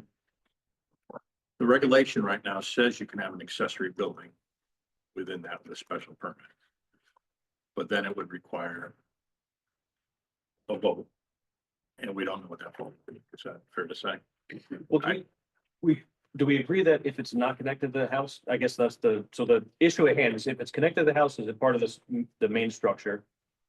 And if it's not connected, is it, so it can be within the 100. So that's the way I read that regulation. That's the way I read it. Now, I consider the breezeway a state could be, I mean, just an overhang breezeway, or, I mean, I don't know what a breezeway is in your mind, but if it's a den with a TV. I don't know. It's just a 6 foot wide, 7 foot wide walk. But if it's it's a safe place to walk, to avoid the weather, I don't. Is it just a roof with no walls? Well, it's a roof with walls, but quite honestly, condition just a roof. I could do no breezeway. I'm more concerned about the garage, but I mean, ideally, when you're walking, especially seeing my wife already fell once, I mean, that's part of it too, is that on the same level, no stairs to go to the garage. Is the breezeway habitable? I think that's the question. Conditioned. I mean, No, it's not gonna be heated. It's gonna be roof walls and a doorway going in and a doorway going out. Well, I would agree with the garage within 100 feet of water. I think we should.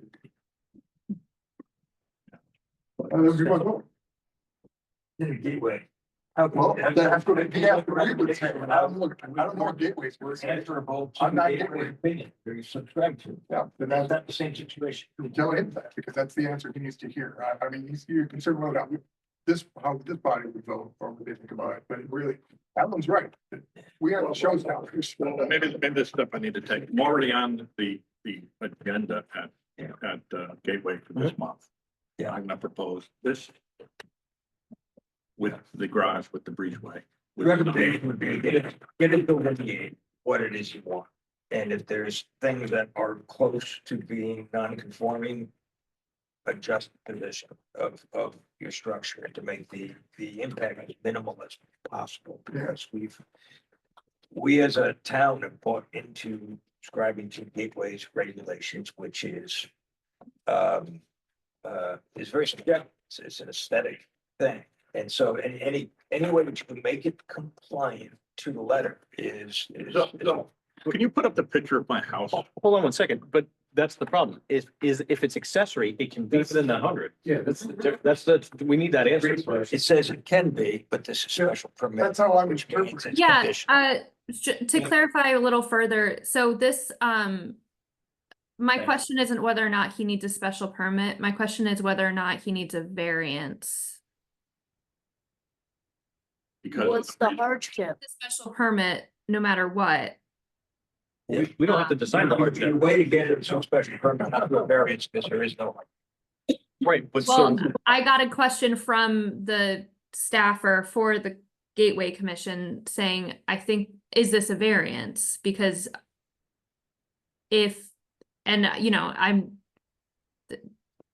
whether or not they would grant it is a different thing, but I want to make sure we all have the same interpretation of what this is saying. Okay. Can I And I ask a think it question? comes down to the breezeway. So can I ask a question? Yeah, please. The question I have is, why is she asking that question? Because there's a breezeway? Is that the only reason she's asking that question? if it's a primary, if it's considered part of the primary structure, you're not allowed to do this, and then you would need a variance, which whether or not you can get that or not is not up to us. We need to make the decision, is this part of the primary structure? Yeah. And That's then what you can she's go- asking, because I think Yeah. her interpretation was within 100 feet, you cannot construct, reconstruct, enlarge, extend, move, alter, etc. Primary structure. So to make a decision as to whether it's a special permit or a variance would require you to present the building plans, so we can determine is it just a garage with a covered walkway, or is it habitable space? You just need to characterize what it is that we base a decision on. And then I believe it would be a special permit, not a variance. Okay. But again, it's contingent on what's drawn up. I mean, obviously, if it's There's drawn no in question. quotes. Your plans. Yeah, somewhere. I have plans. Yeah. Well, I'm gonna throw something out too, because I hemmed and hawed about this. Because, and at that time I didn't have the lot size. But it's another wrinkle. Because the square footage frame is equal. I would not consider this to go to a variance. But if, for instance, No, it's the variance is for the, well, it's for the garage. okay, but I'm talking about the lot line adjustment. I don't think that wouldn't require a variance. Well, it would if the square footage wasn't totally the same. He's saying it is. And I understand that, but I, sometimes that's a gray area depending upon how people read that. And so I was reading it one way and I wanted to make sure everybody was reading it the same way. Who, Connecticut Association of Land Surveyors said that as long as you're not, and you cannot increase a non-conformity. Correct, or decrease. Right. Or decrease a lot. Yeah, I understood that. We're in agreement in interpretation. If we take the breezeway out and say it's a separate structure, that he doesn't need a variance because it aligns with the regulation. You can get a special permit. I mean, yes, you would need a special permit. Yes. And not a variance. But your question is if it's dedicated walkway, Right. it's not human occupancy, whether that changes it. That's not up to me, it's up to everybody. No, I'm just saying that's a question you posed to. Yes. Because I have a breezeway. You can't, I mean, it's not heated. You're not gonna sleep in there. I mean, you can't stand up there without, it is dedicated, it's extension of the garage. Well, The hold on. fact that it's attached, that's, I mean. But it's not. So I'm gonna to give you the, again, we'll take worst case scenario. If it's attached to the house, if I built my house with a breezeway and a garage, you can't see anything, I turn it into habitable space, you'll never know. If it's detached from the garage, it's it's separate. I'm not gonna walk out there in my underwear to go to the other building. I mean, I would, but go to the other building. That's the difference. If it's attached, you're not gonna know whether I change it to habitable space. And that's the No, difference. I'm so mine with trees. Yeah. So, I have a doubtful by trees. So a question here, so if the submitter. Mhm. Were to say, fine, if it's in agreement by this committee or gateway, it's done on the tax, essentially all he has to do is. X out that breezeway Yeah. and the garage is fine. No, it's not that easy. No, that's what I'm asking. It's still gonna come special permit. It's a gateway zone. Yeah. And it's subject to different regulations. It's not a matter of, I have one, so you can have one. Right. It's completely different. No, mine's built up an angle, so I could, but years without gateway, I wasn't allowed. No, I think maybe this is the question I have. So I submit this whole thing, I'm gonna go to Gateway with a breezeway, I gotta come back to you guys with a breezeway. And you're gonna make some kind of vote decision. And if that decision is, no, you need a variance because of a breezeway, then I would say, I don't need the breezeway. Do I have to start the process all over again? Or, I think you could get Gateway to write both letters, because we have a letter from them that they talked about both options in our zoning reg. So I think they can give you. Yeah.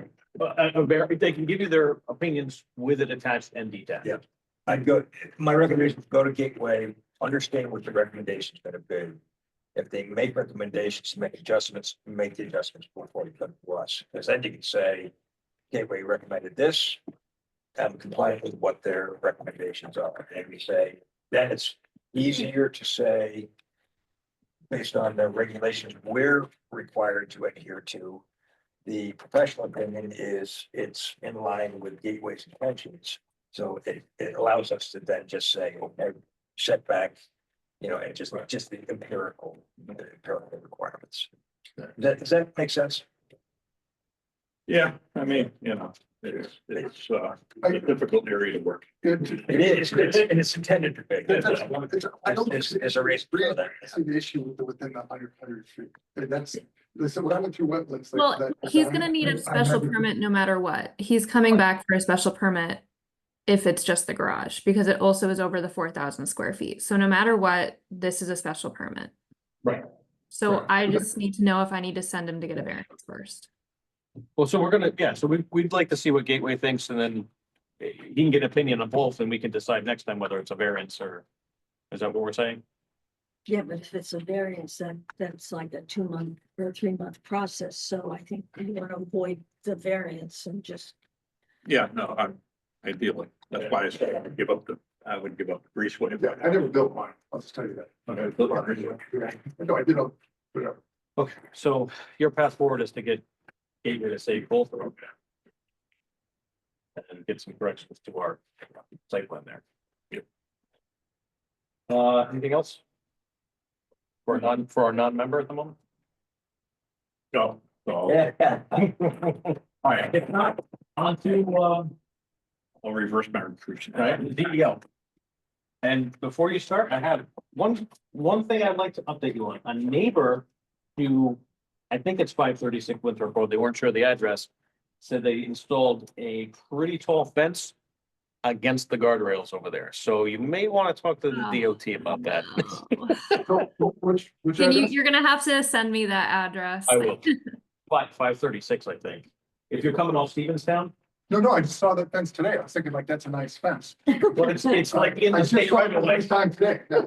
Then do you get the address? No, Wait, no, just, honestly, I was thinking like, how could they build it that close? yes. That looked like a wagon behind my guardrail. Wait, if it's a DOT problem, do I just have to tell him? That's it. You just bump to DOT. Sorry, it's DOT's issue. Anyway, so go on with your regular CEO stuff. I had several people in and out of the office lately. One is actually over there, so I thought I would just give the update since hi. Hi Zoe. So I just thought it would be good for she is one of the new owners of Deep River Farms since it was called out earlier anyway.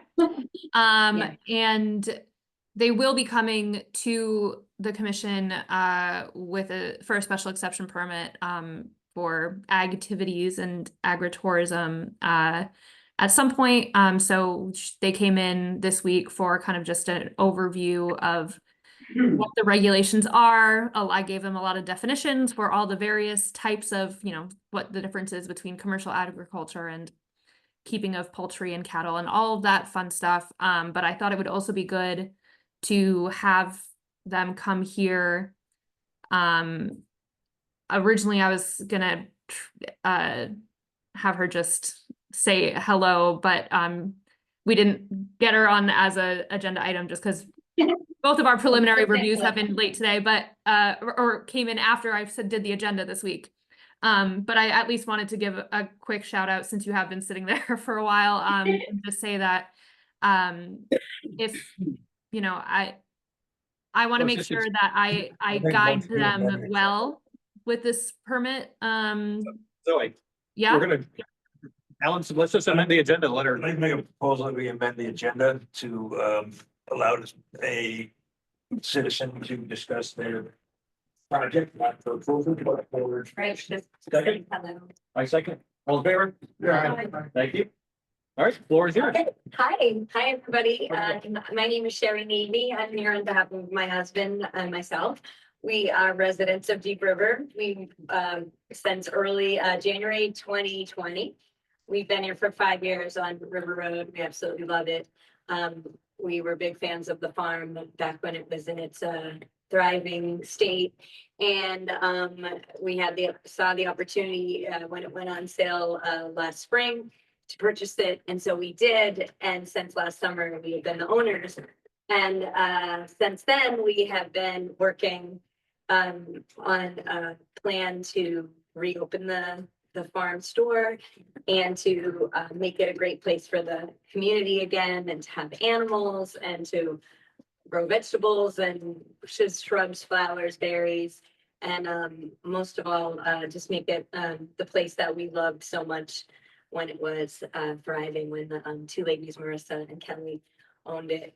And we really want to incorporate as much of the community vibe and feel and welcome as possible. And whether it's having some items in the store that are that we collaborate with other Deep River owners, whether it's baked goods or mugs, pottery, whatever on the shelf. Not that we have a lot of room for retail, but we just want to make it a nice, positive, happy place that for the whole community again.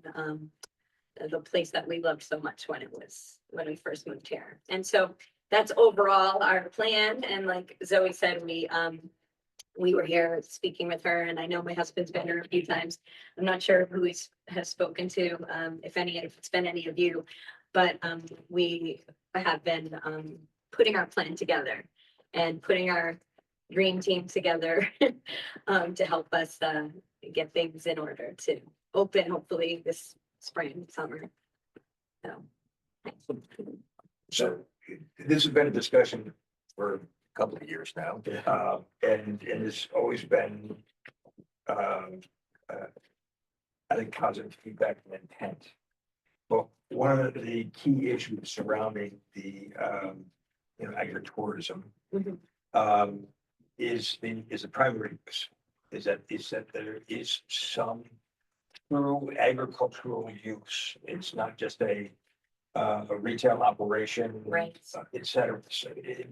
And there's a very strong intent because there's a strong history, and I think there's an importance to preserving that use. Yes. So that's one of the things that we've been looking for in the previous application was a strong sense that there really is, true agriculture. And it doesn't have to be, it's not, it's hard to say how it's measured. Right. Like, so you get, 10 acres of corn, so it's, Right. that's not what today's society is about, but it's, or the context is about, it's the fact that there is some sort of agricultural production that has some retail value and is, the essence of the place. Yes. It's very understandable. Agriculture is very tough nowadays. And you have to introduce accessory uses to survive. Great.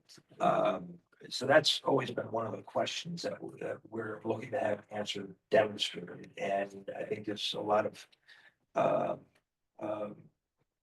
flexibility in how you present that. Mhm. And it could be a very small component, but it's inherent to the place. Yes. That there's true agricultural value, whether it's in the size or in Yes. that actually produces something that you're selling. So I Yes. just wanted to. Yes, I agree with you. My husband does as well. It's a top priority that we meet our farming needs, but also, use as much as the land as we possibly can. There's ponds, as I'm sure some of you know, and rivers and areas that are a little too flooded, but I think we've recognized which places are good for growing. We planted garlic. We put in a well a couple of weeks ago.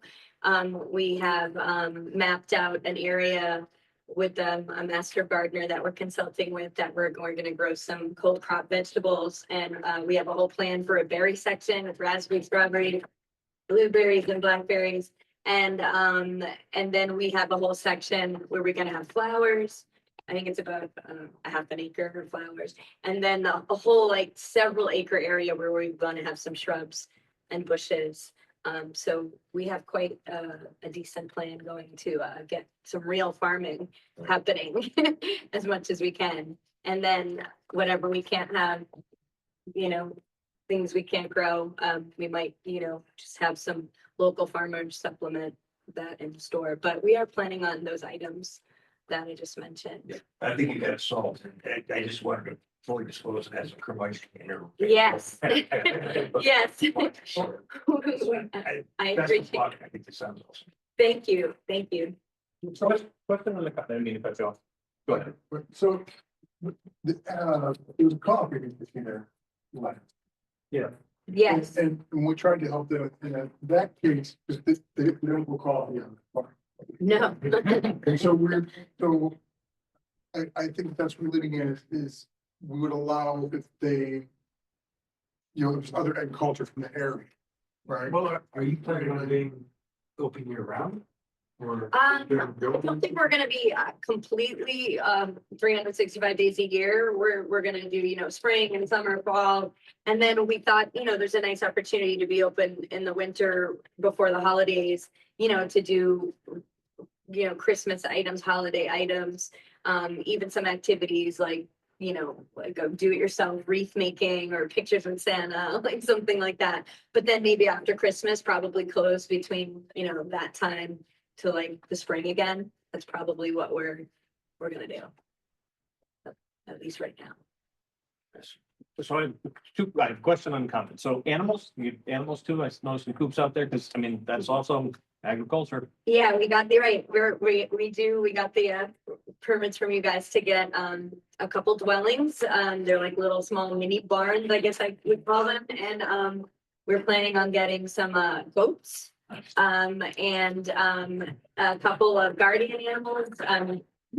I keep going back and forth between llamas or donkeys, but I'm 90% sure it's gonna be 2 donkeys for the guardian animals. And we also have 3 right now, some 3, I call them chicken condos because they're kind of fancy, but they're 3 chicken coops that each hold about, I don't know, 20, they say 24, but probably about 20 chickens each. And that's what we're gonna get started with. And wait, what did you say? What was the other thing? Oh, bees, yes. Yeah. That's not in the plan right away, but I'm gonna have a meeting with someone who I know nothing about making honey, but I'm consulting with someone who might help us get that started too in the far edge of the farm. But yes, we would love to have bees and honey. The farm, but also gives you a product. Yes, of course, yes. And so we're hoping to have bees at some point as well, yeah. So it's a very important product because it's local, it's for, people take honey for allergy, Yes, to develop immunity to it. And having something that's unique to that region, zone, valley area would be, it's a very strong product. yes, I agree. I'm a big fan of honey. Gotcha. Plus, We're gonna say. So Lori, I should say Lori Larson of those bees, she's up at the corner of Winthrop and Stevenstown. So Lori Larson, yeah, she runs a farm. She'd love to help you with the bees. okay, I would love to talk to her about But that. I'm sure they would. But the chickens, yeah, we'll have eggs, Oh, we got birds. hopefully. Right? Going somewhere. What, the eggs? No, it's birds. Oh, the birds would be no.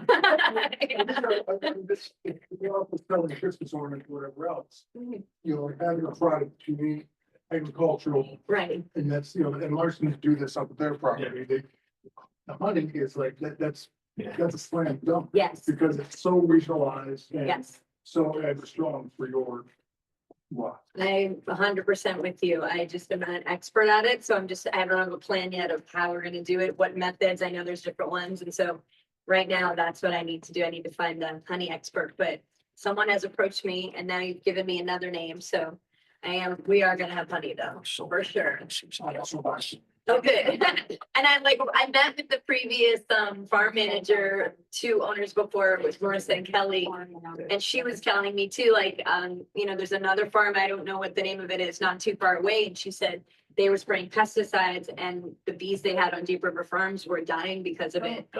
So she was giving me the heads up on that. So I want to try to, put them in a spot where it's not in the path, if that's possible, of like the pesticides blowing around or whatever. I don't know.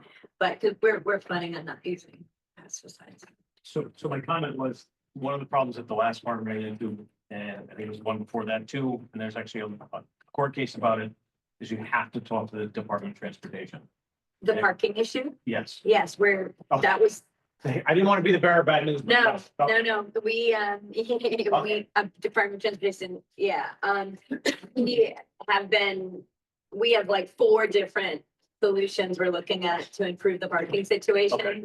And, yeah, we were talking to Zoe about that. And so all of them are going to greatly improve what was happening before. But yes, we are on that. And our neighbors are so nice, and that was the only negative thing Yeah. that they told us, and so we're gonna make sure to get on that. Awesome. I'm excited for you guys. So Yeah, anything else? Brian? We are too. Thank you for hearing me. Thank you, Zoe, for letting me introduce myself, and we'll be around, and I'm sure we'll be down here a lot more as we file for different things and whatnot, so we're very excited. Awesome. Thank you. Thank you. All right, Zoe, back to you. That was my big update. Yeah, it's been just nonstop with POCD and kind of a various conversations with folks, but I think that was the big one. I guess, Tony, this could be the place to also mention online permitting updates. Okay, I was gonna do it on the chair, but we'll do it now. So.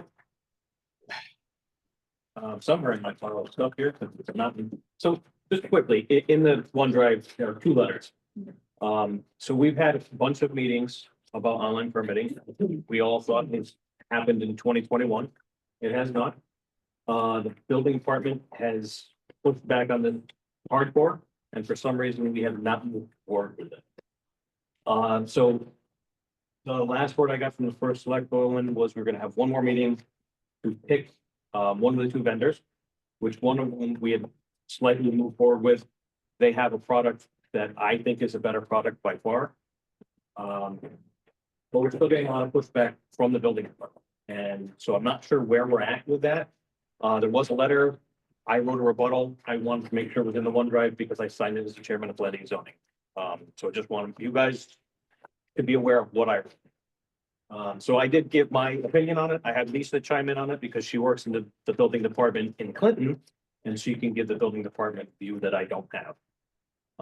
So that's kind of where we're at. I think this is coming up at the selectmen's meeting on Tuesday. Actually, I plan on bringing it up on Tuesday. So that's the basics there. Let me ask you a question. Please, All the towns around us have online permitting. they do. What software are they using? Because we're gonna encounter the same residents and contractors and design professionals. So what are they accustomed to? Because they seem to be doing. So, right, so. Essex is using Viewpoint, aren't they? Yep, Essex. That's we're using. Yep. Chester, are they gonna go with a permit system? Jester's looking at the one that I think is not as good. It's not a finished product. It's, in the last month, it's come a long way, but it's still not as close as the one we're looking, the one that we started to move forward with. What did we start to move forward with? It is, Granicus. thank you, but it was OpenGov. It's called SmartGov, the software SmartGov. program. And And they Granicus got- is the managing company. Yeah, so they got combined, they got bought out, so they're now a larger company. They do a lot of stuff outside of Connecticut. It's on par with the one that you guys use, yeah. And Madison uses Viewpoint and Laverne. Yep. And I don't know how many others, but lots of them. What about Saybrook and Old Vine, Westbrook? There's 60 plus towns, there's over 100 towns that use it. Westbrook has municity and Yeah. I was there and I read about municity and I told Tony, I've been through 4 permitting systems. Yep. And the one that we're using right now, which is Viewpoint, and we have the people that support it is OpenGov, right, Zoe? And it is the most simple, yet the best system for organization on every level, whether it's reporting, whether it's the permitting, whether it's the fees, no matter what we're talking about. Yep.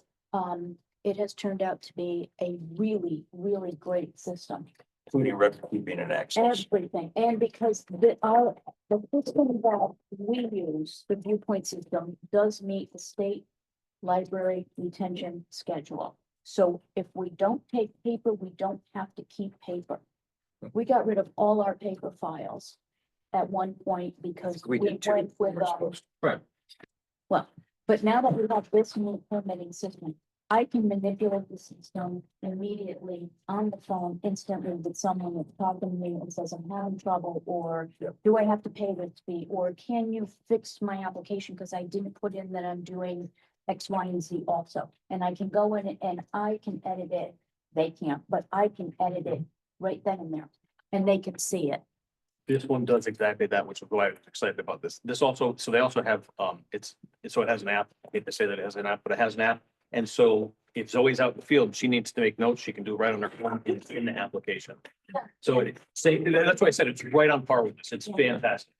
So yeah, We seem to have a unique problem, because what I understand from the correspondence, we're in this donut where everybody around us is capable of using this, but it seems to be the expert opinion that people in Deep River are incapable Yeah. of using computers. Right. So how do we solve that one? Well, so I have two questions. I want to ask, so the question I want to ask the selectmen is, in what capacity are we being asked these questions from someone who's not the building official? Because at the moment, the person asking the question is not the building official. The building official that we actually have hired uses online permit in the town next to us. So I'm not sure what the context is here, so I don't have a complete answer for you yet for that. The other issue is the contract is signed. So I'm not sure I don't have a whole answer for you, but I wanted to make you guys all aware of this. So Tuesday, I hope that we have more answers. Because I don't have them all at the moment. We have one person's resistant to change, Yes. and the person, you know, leave it at that. You talking about me? It's down, it's over down. He just said he doesn't like change. Yeah. We knew it was gonna be here. So, sorry for the long-winded, but no answer. So that's where that's at. And if anybody has any questions about permitting systems, I'd be happy to answer the questions, because I use them. I have used them I've been using them for 15 years now. So, as I said, different ones, but this one that we're in right now is really fantastic. Well, it's 2025, so probably time. Right.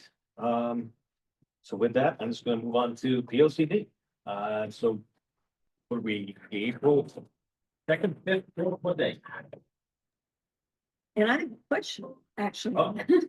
No, when I left the meeting, last month, or Yeah. actually it was this month, there was talk about having a Saturday meeting, and then it looks like we're not having a Saturday meeting.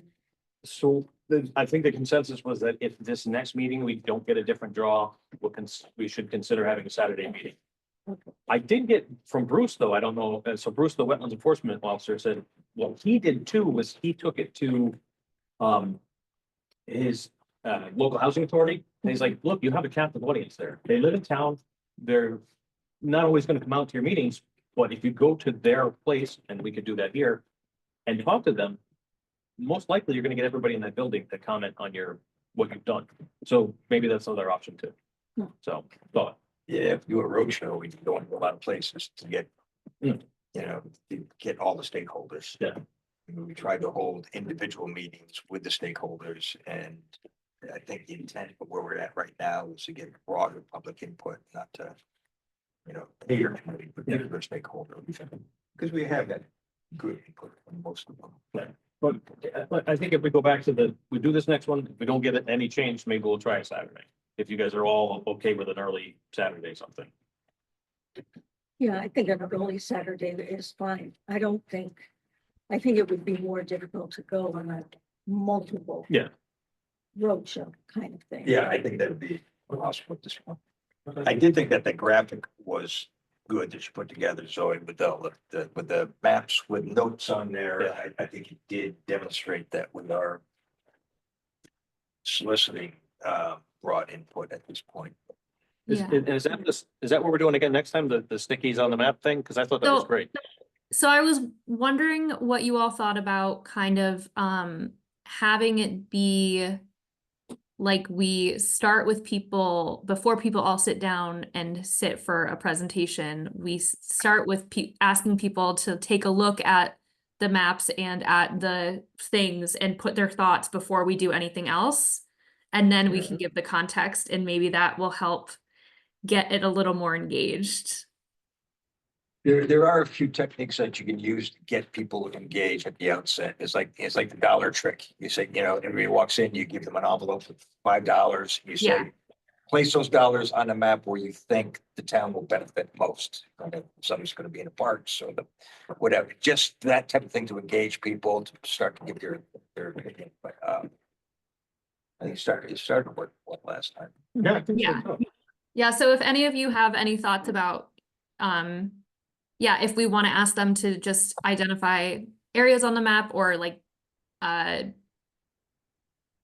but based on our focus areas, Yeah. like priorities, or whatever it is what we want to do, I'm going to be thinking about it some more, but please send me your ideas as well. But I do think I want to have something that's a little more interactive right at the get-go, instead of doing the presentation and then trying to get people to interact. And I think I don't think I'm going to create a new presentation. I think I'm going to actually add in some of the information that I had taken out from the very first one we did. And I'm just going to have it ready so that we can address questions as they arise. So that, if we have that combination again of newcomers and return folks, it can be curated on the spot based on who's in the room. I have another question, actually. Yeah. It's not really PLCD, but kind of. We kept talking about affordable housing. Yep. And one of those out, the big is having the design review board come up with standards. And we never talked about it here. We've only talked about it at the POCD meetings. But it just seems like, I mean, that's going to take a while for them to come up with suggestions. Is that something we want to forward to them? I don't know how it's done, actually. I mean, if there's no application, you just want to say, can you think about it? What do you think might be good standards to have? Gable roofs, not gable roofs, whatever. We have just, we're design guidelines. They do exist. They're not as prescriptive as identifying very specific elements. We want to stay away from that. But I think that the intent was, I don't remember the full conversations, but I think part of it was to be able to use them advisory and not in a capacity where it's just triggered by an application where they're subjected to, design review where planning and zoning could enforce it. Where are they? It's a good question. I was trying to think of, I don't Yeah. remember them, but I could have missed them in the current plan of conservation development. They're not in the plan of conservation because there's a separate commission. The advisory board, if you go on the website, they have just where we have regulations, et cetera, you have all that's in 2025 joint land use meeting schedule, and then there's the design advisory board guidelines. And the guidelines include the process and recommendations, things that they're going to comment on. So it explains the use of the guidelines, and then the things like design content will go through, like site planning for pedestrian environment. It'll go through natural open space resources. So there's site design, there's building design, goes into aesthetics. It just talks about context. Okay. It doesn't say you're going to use, provide lights. It says just recommends, can you cite something that's a precedent? So that so there's building design, site design, talks about lighting design subjectively, so it's in addition to what we would have in our regulations. So it's on the website under design advisory board. Anything else, PLCD? No, On to attorney. Anything from our attorney? So bug him again for input on at least some of the ordinance stuff. Okay. Oh, and we are meeting with him and we're having a 400 commercial drive meeting soon Right. with Yes, right, pre-court meeting. pre-court meeting, and I believe their attorney is there, going to be there too. Oh, and it's here, right? It's in the town hall? Yeah, it'll be here. Okay. I think it's 2 weeks away. I Mhm. remember that. Okay. So yeah, those are a big thing. In regard to the statutes and especially the town's compliance with zoning regulations where we've recommended that they do it. It's, as I understand, it's been with the lawyer for 2 months. 2 months.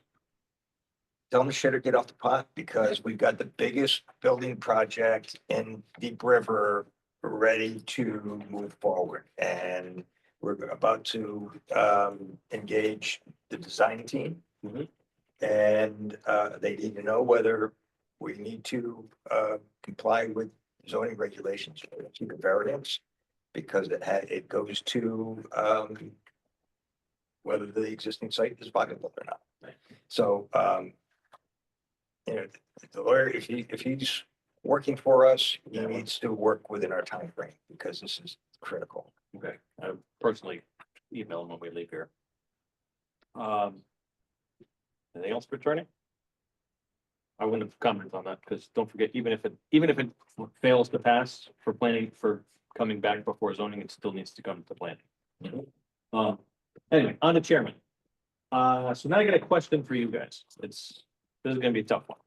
So 344 Main Street is Atwood's all by. Don't mean to pick on them by name, but they came in for a building permit and were issued one on 5/7/24. And they have no zoning sign off at all. So that is a non-conforming use. So it's now an expansion of a non-conforming use. The building is 7.87 feet from the property line. It is now much closer to the property line, does not meet the setbacks. It is in an R30 zone, which is a residential zone. And to make all of this worse, the owner is on ZBA. So he should absolutely know better.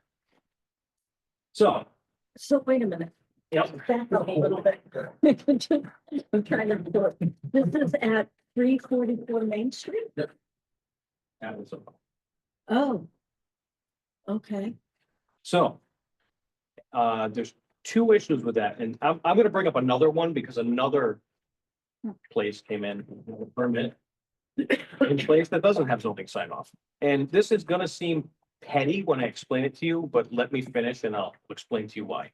So 460 Winthrop Road, if you drive up, it's next to the church, you look at the lot and clear cut it, just for visualization. So he came in and he asked, or he got a building permit for interior changes, which include siding, windows, roof, he wants a new kitchen. So the list is long. I'm trying to make sure I didn't miss anything. Windows, doors, kitchen. And the reason that this is relevant, because you could say, all right, this is all interior changes. Bobby Hamlet came in and had an interior change only. That is a change in use. So the building department can't make that decision.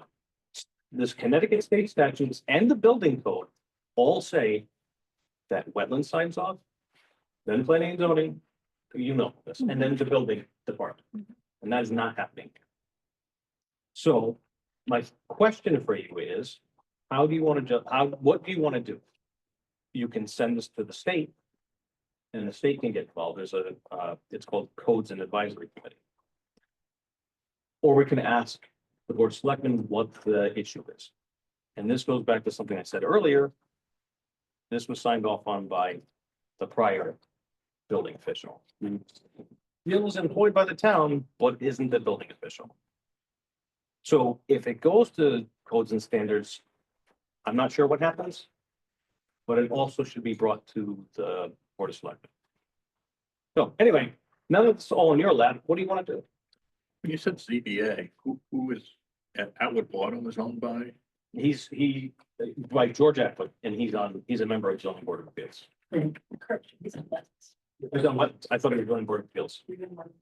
Okay, still should know. What was the project What was the project? Describe the project at Atwoods. What did they do there? So they added, looks like external air conditioning. It has a roof and a platform. So when you drive home, you'll see it. There's on the left side, yeah, there's two of them. On the left side, there's a platform that projects. I can't tell because there's no site plan. I don't know if it is into the property line. Okay. Or not. And again, it's an expansion of non-conforming use. It's an expansion of setback, which would have required zoning board of appeals. Even if projections are allowed in zoning regs, it still has to go to zoning to get signed off and reviewed. So have to go to wetlands first. It still have to go to wetlands to get, right, Even if you took that out, it Yes. still would have to get reviewed for zoning, saying, oh, yeah, sure, this is okay. Sure. You've got to have that review in order to know that it is okay. correct. You're What applying, exasperates is that it would not have passed zoning. Right. It would not have passed. There's no way it could, and it could not pass a variance either, because expansion of a non-conforming use is not in the purview of a variance. Correct. My So- point is, that zoning's the one to decide that they're going to review for zoning, not a building official. A building official doesn't review and decide that they don't need zoning. Right. Zoning decides that. Right, and they cannot decide that because again, we look at Bobby Hamlet, he changed his use. He could have done that with a building permit and we would have never known. But so in this case, because I mean, it's no good, but they were just building something out in their yard. If I was to start building a building, we would send it over to the zoning enforcement officer and say cease and desist. I think we need to get this fee schedule locked in. Mhm. And then we need to send over our ZOE and just present them with a fine. No, it's a different issue. it's two issues. The issue here is not with the applicant, we're not talking about George Atwood. No, I'm saying anybody though, right? The issue is, we're in a position that we have to sue the building official. Because what went wrong here was not the applicant's fault, it was the fault of the town of Deep River. Town of Deep River is liable because of. So that's how I didn't hear it that way. I That's what I'm trying to clarify, Yeah, because, okay. I heard that they overtly skirted. anybody that applies to get work done, and they're going through the process, and everybody asks, do I need this? If they're told you don't need the approval, it's not on that. They were told by Okay. somebody in town that it was not required. So the regulations were not presented to them correct. We have trouble reading our own regulations. It's For sure. For sure. so the bypassing the process of sign-offs becomes the liability of the town manager. So that goes to the selectmen, then that would be, you're suggesting. Well, so we could ask our attorney, we could refer it to codes and enforcement. And we could, present this to the Board of Selectmen on Tuesday. You can do all three. I think it's always wise to get an attorney's opinion before, especially if you're considering going to the state. Because once you open that door, you can't shut it. Well, okay. But if it's a process argument, rather than us going to the attorney, it should be the selectmen to make that decision. Right, it is, I mean, it's clear as day in, Connecticut general statutes and in the building code. Not that the building code has nothing to do with us, but it's the second part of it. They got a permit. Yep. Did the permit get closed out with a final inspection? Yep.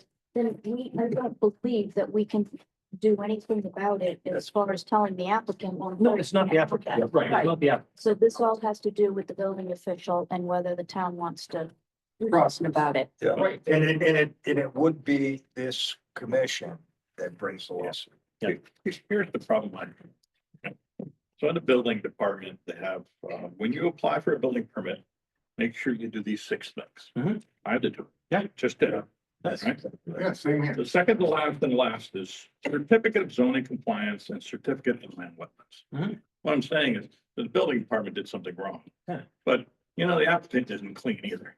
I know. But Because but the point is, he got Yeah. a permit and it got signed off. Yeah, It's ready, that's it's good. signed off, it's Yeah, done, yeah. But he knew. Yeah, but any lawyer would get, I mean, wouldn't it be worth a deal after the applicant in that case? I understand it, But- because it'd be He wasn't. It's like, yeah, got a permit right here. So, A wetland certificate. Yeah. Wetland certificate. but again, Well, it's paid, it's paid. each individual is, that's they're trained to do that, and there's oversight. Sorry, Alan, I didn't mean to cut you off. There's, it's. But professional licensure, Yes, but a professional responsibility that anybody that's licensed has to follow the state laws and regulations. But this year, And it's not the select instance. It's been the practice in Deep River, which has caused this commission problems over the years where we've had very similar issues. And are in a bind, it's like we can't enforce it without putting a burden on the town of Deep River. And so the fact that it's been perpetuated, it's become a obstacle for us to do what we're supposed to do. If you want my opinion, Tony, I think we go to the selectmen and recommend that they take action. And if they don't take action, then we take action.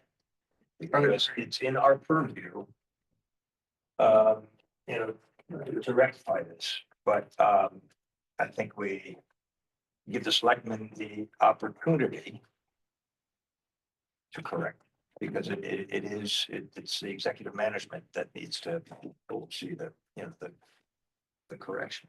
Okay. And will be less costly to the town if they actually address it. correct. You guys all right with that? You got any more you wanna? I didn't mean this, I mean, I know I just dumped this in your lap today. yeah. Sorry for the long meeting. Phil. I agree with Alan, let's start there. Cool, right? Okay, I was wondering if I was the only one shivering. All right, so I'd like a motion for that. So we're gonna send this instance to the selectmen, ask them to take action, and if not, we will follow up with our own action. That's in the, do we need to be specific on the action? I would. I would make a recommendation to amend that motion that the selectmen bring it to the issue to the state for action.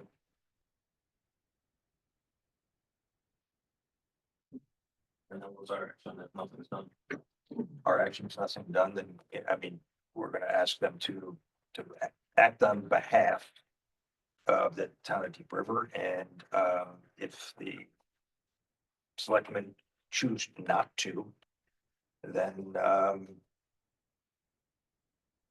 we can discuss this. I think the planning zone should bring suit against the building department. All right, so let's leave it at just the selectmen.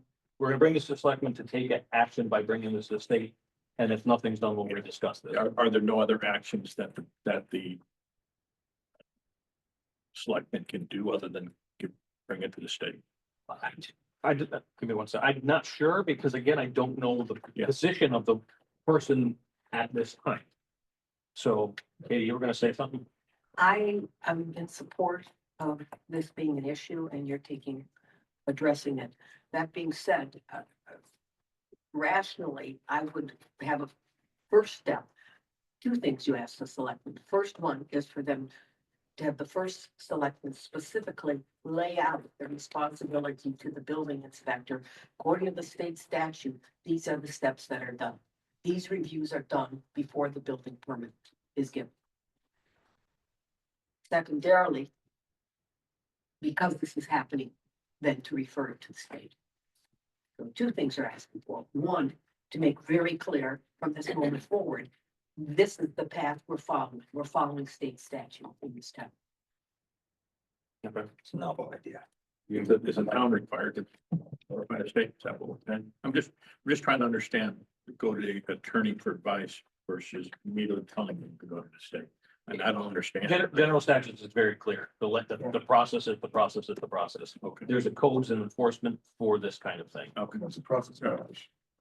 So it's it's like a requirement to go to the state. So do you accept what Katie said? You want to amend your? Can we get this written down? I'm sorry. So, the motion that we're trying to make is, we're gonna bring this to these two, there's more, but we're gonna bring these two in front of the Board of Selectmen and say, we'd like it laid out to the building official. The process has to follow Connecticut General Statutes, section 8-3F. And that we would like action taking by bringing this two instances to the state. Yeah, I'll accept the amendment. Lisa, I'll second. If you actually, if you made the amendment, I'm not sure I can take an amendment from you. So can you make that amendment and I'll accept the amendment? so we want 344 Main Street's building permit and 460 Winter Road's building permit. Refer to the state, that's the second part. The first part was, we want this section, Connecticut General Statute section, laid out to the building official. Yeah. All in favor? Well, actually, I'm gonna do a roll call vote just in case, like buried everything. What are you gonna say?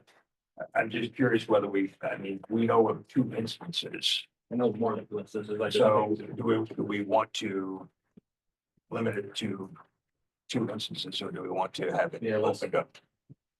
Yeah, maybe that's the best way is to not limit this. And we could go back in history and, Again, it's not about a particular. Yeah, you're right. About the process. It's about- And, yeah.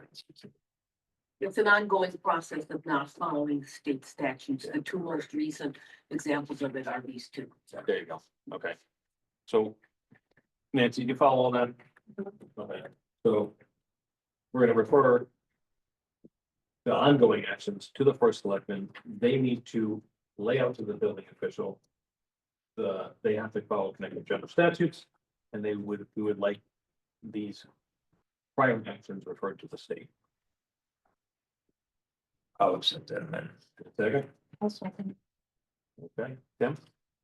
Mary? Daniel? Aye. Dan? Aye. And I'm gonna say I also. Okay, that's all I had. Not that that hasn't been enough. On to budget. The budget is coming up, so, if I ever get a date, I'll let you guys know, and we'll hope to solicit your input or your support when we have to present our budget. On to Rivercog Housing Bee. So today, Zoe helped me go through the, and we have moved along the 830J progress report. It's kind of like the thing we looked at earlier, stormwater. We created plans, there are mandates. There's 50 items on here for administrative action, regulatory adjustments, and town policy changes investments. We have completed 5 of them out of the 50, so that's good. Also, a lot of them are in progress because they're in the POCD. So we're in progress, expect to adopt POCD June 2025. And then others are in progress that we're working on, such as ensure appropriate staffing levels to carry out housing plan initiatives. That is, I submitted last month, RFP to the first selectman. I resubmitted it 2 weeks ago. I asked for a status, didn't receive it. You asked for a status, Tony. I saw that. So we'll see what I don't know where it's at, man. But I put these down as in progress because that is exactly what we put the RFP out for, is a lot of the items that are on this list. So that'll help us slam up that. There are some items on here that I don't know why they were not focused on during the initial creation of the plan. One of them was like prioritizing the first 4, probably because we didn't know exactly how that applied to us. And Zoe and I talked about, one big caught up on POCD, we need to make a punch list off of what's left of here, because again, we're mandated. And then we'll bring it back to this committee, see how we want to handle it, or we'll distribute it. Some of these things go back to ECD. I mean, we're driving it, but other people are doing things with it. The next thing I have is the fair share, which John mentioned we probably wouldn't have to worry about or whatever, but there was a bill that went through that essentially next month they're going to release the allocation based on a formula they finally released last month. So an example of that is that one that Rivercog uses as a formula that we worked on almost all last year had us, I got too many screens here. Please bear with me for a second. So that's in over the next 2 years, we need 46 units based on our Rivercog one. We'll see if that lines up with what the state says. I don't expect it to be that much different. And those units can be ADUs, they can be duplexes if we expand on that. And so again, we'll see what the allocations are. And with that punch list, we'll revisit how we have duplex. We allow in some, not in other areas. We may need to revisit that because I can solve that. Sorry. No, you triggered something. Another question to Zoe. And it was something, and I'm not sure where it is in the P O C D.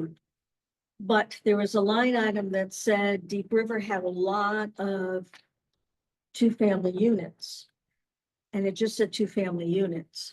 I wanted to know what the definition was of that, whether they were accessory units or. Well, I interpret it as multi-generational. Yeah. In the POCD, it said that? Yeah, it did. Where? I'll have to. You look. know what? I can Probably get in the back to housing you section. and tell you exactly where it was because I Yeah, picked up on it. I would have to look and see what that was referring to. I do think that Deep River and kind of this area has a lot of like duplexes that pre-exist anything now. So that might be what it is referring to. You know, I'm not sure. I guess in my mind too, when I hear duplexes, I usually think of either side by side or, you know, an apartment on Yeah. the same floor. But accessory apartments to me are slightly different. So Yeah. I don't want to, it's late. I don't want to get into that, but Yeah, and I I'll- did have a whole like little section about the ADUs in the background section for the housing where we did mention like how many ADUs have been approved. Yeah. So it might be that. So let me look and see if maybe the language is And I'll try to get messy. back to So you. because I do agree with you. I think we should make sure we're differentiating between those. Yeah. Okay, yeah, I'll look. Okay, so as I mentioned, the state's supposed to release the allocation, which according to that, I don't know if they're really enforced it, they'll be looking at us that is something we mandated to accommodate with at least a plan, right? I will not be presenting that number if it comes out before the 17th. I will present it at this meeting because I want to wait until the housing meeting, which actually falls after this next month, to see kind of the brain, get a full understanding. I'm also meeting with a lawyer tomorrow to understand what this all means on my own as a friend, so it's not gonna cost me a fee.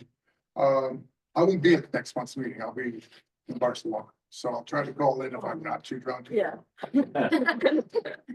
I mean, drink. To be clear, I'm recording. The last thing is for regional planning, you need to get another appointee for regional planning. Yep. Because, and all the meeting was last month was the litany of the bazillion bills have been thrown in, some of them really ridiculous, some of them kind of scary. One actually says, and I mentioned this in the POCD meeting, is that they want to enforce what we put in the POCD, because apparently some communities put stuff in the POCD to accommodate their mandates, and then they never look at them again. I don't know what kind of towns would ever look at their plans again, but these are the kinds of bills that are going up against. Probably gonna hear more about them at the regional planning meeting on Monday. But there was nothing that really stood out apart from they talked again about this fair share. Because the big thing about the fair share, and when I'm meeting with somebody, is they really want to circumvent, when it comes to allocation, they want to circumvent the towns. They basically want to say, this is your allocation, we're gonna come in and put it, we're gonna put it here, you know, so I want to make sure that I have full understanding. And maybe we'll move it up on the agenda so that at the end of the meeting. In March, if I've already, I'd like to be able to speak on that. Yeah. And take questions on that, because it's important we all understand. Especially if that has to like. And if anybody has any questions. No. No, and thank you again, Zoe. for helping me with this, because there were a lot of things I didn't know where they were. Payment of bills? You got bills? No, those. No, good. Well, next is adjournment, so, We still have open alternates, right? yes. Has there been any movement to get those filled? Just keep in mind, he's gonna be gone next month, I'll be gone the next 2 weeks, and I'll be in Mexico. And depending on how things go, I'll be in New Mexico or New America, when I come back. So. If you come back. Yeah. It's, Yeah. if I come back. If you come back. So. I just remember seeing that we've got alternates that have been open for quite some time, and we should try and make an effort to get those filled. Yeah, for sure. Yeah, it sounds like we went on forum next month. We'll make it if everybody shows up. Well, unless you two, sorry. Yeah, but it's just. I don't know. You should be aware of that, because two of us know that we're gonna be gone, so. It's spring break. I might call in myself. Oh, wow, thanks. All right, we need motion to adjourn. Okay, yeah. All in favor? Thank you, guys. Sorry to run this meeting so late. Zoe, I'm sure I'll text the shit out of you tomorrow. I'm Have a sure. good night. Good night. Thank you, Zoe. You wanna just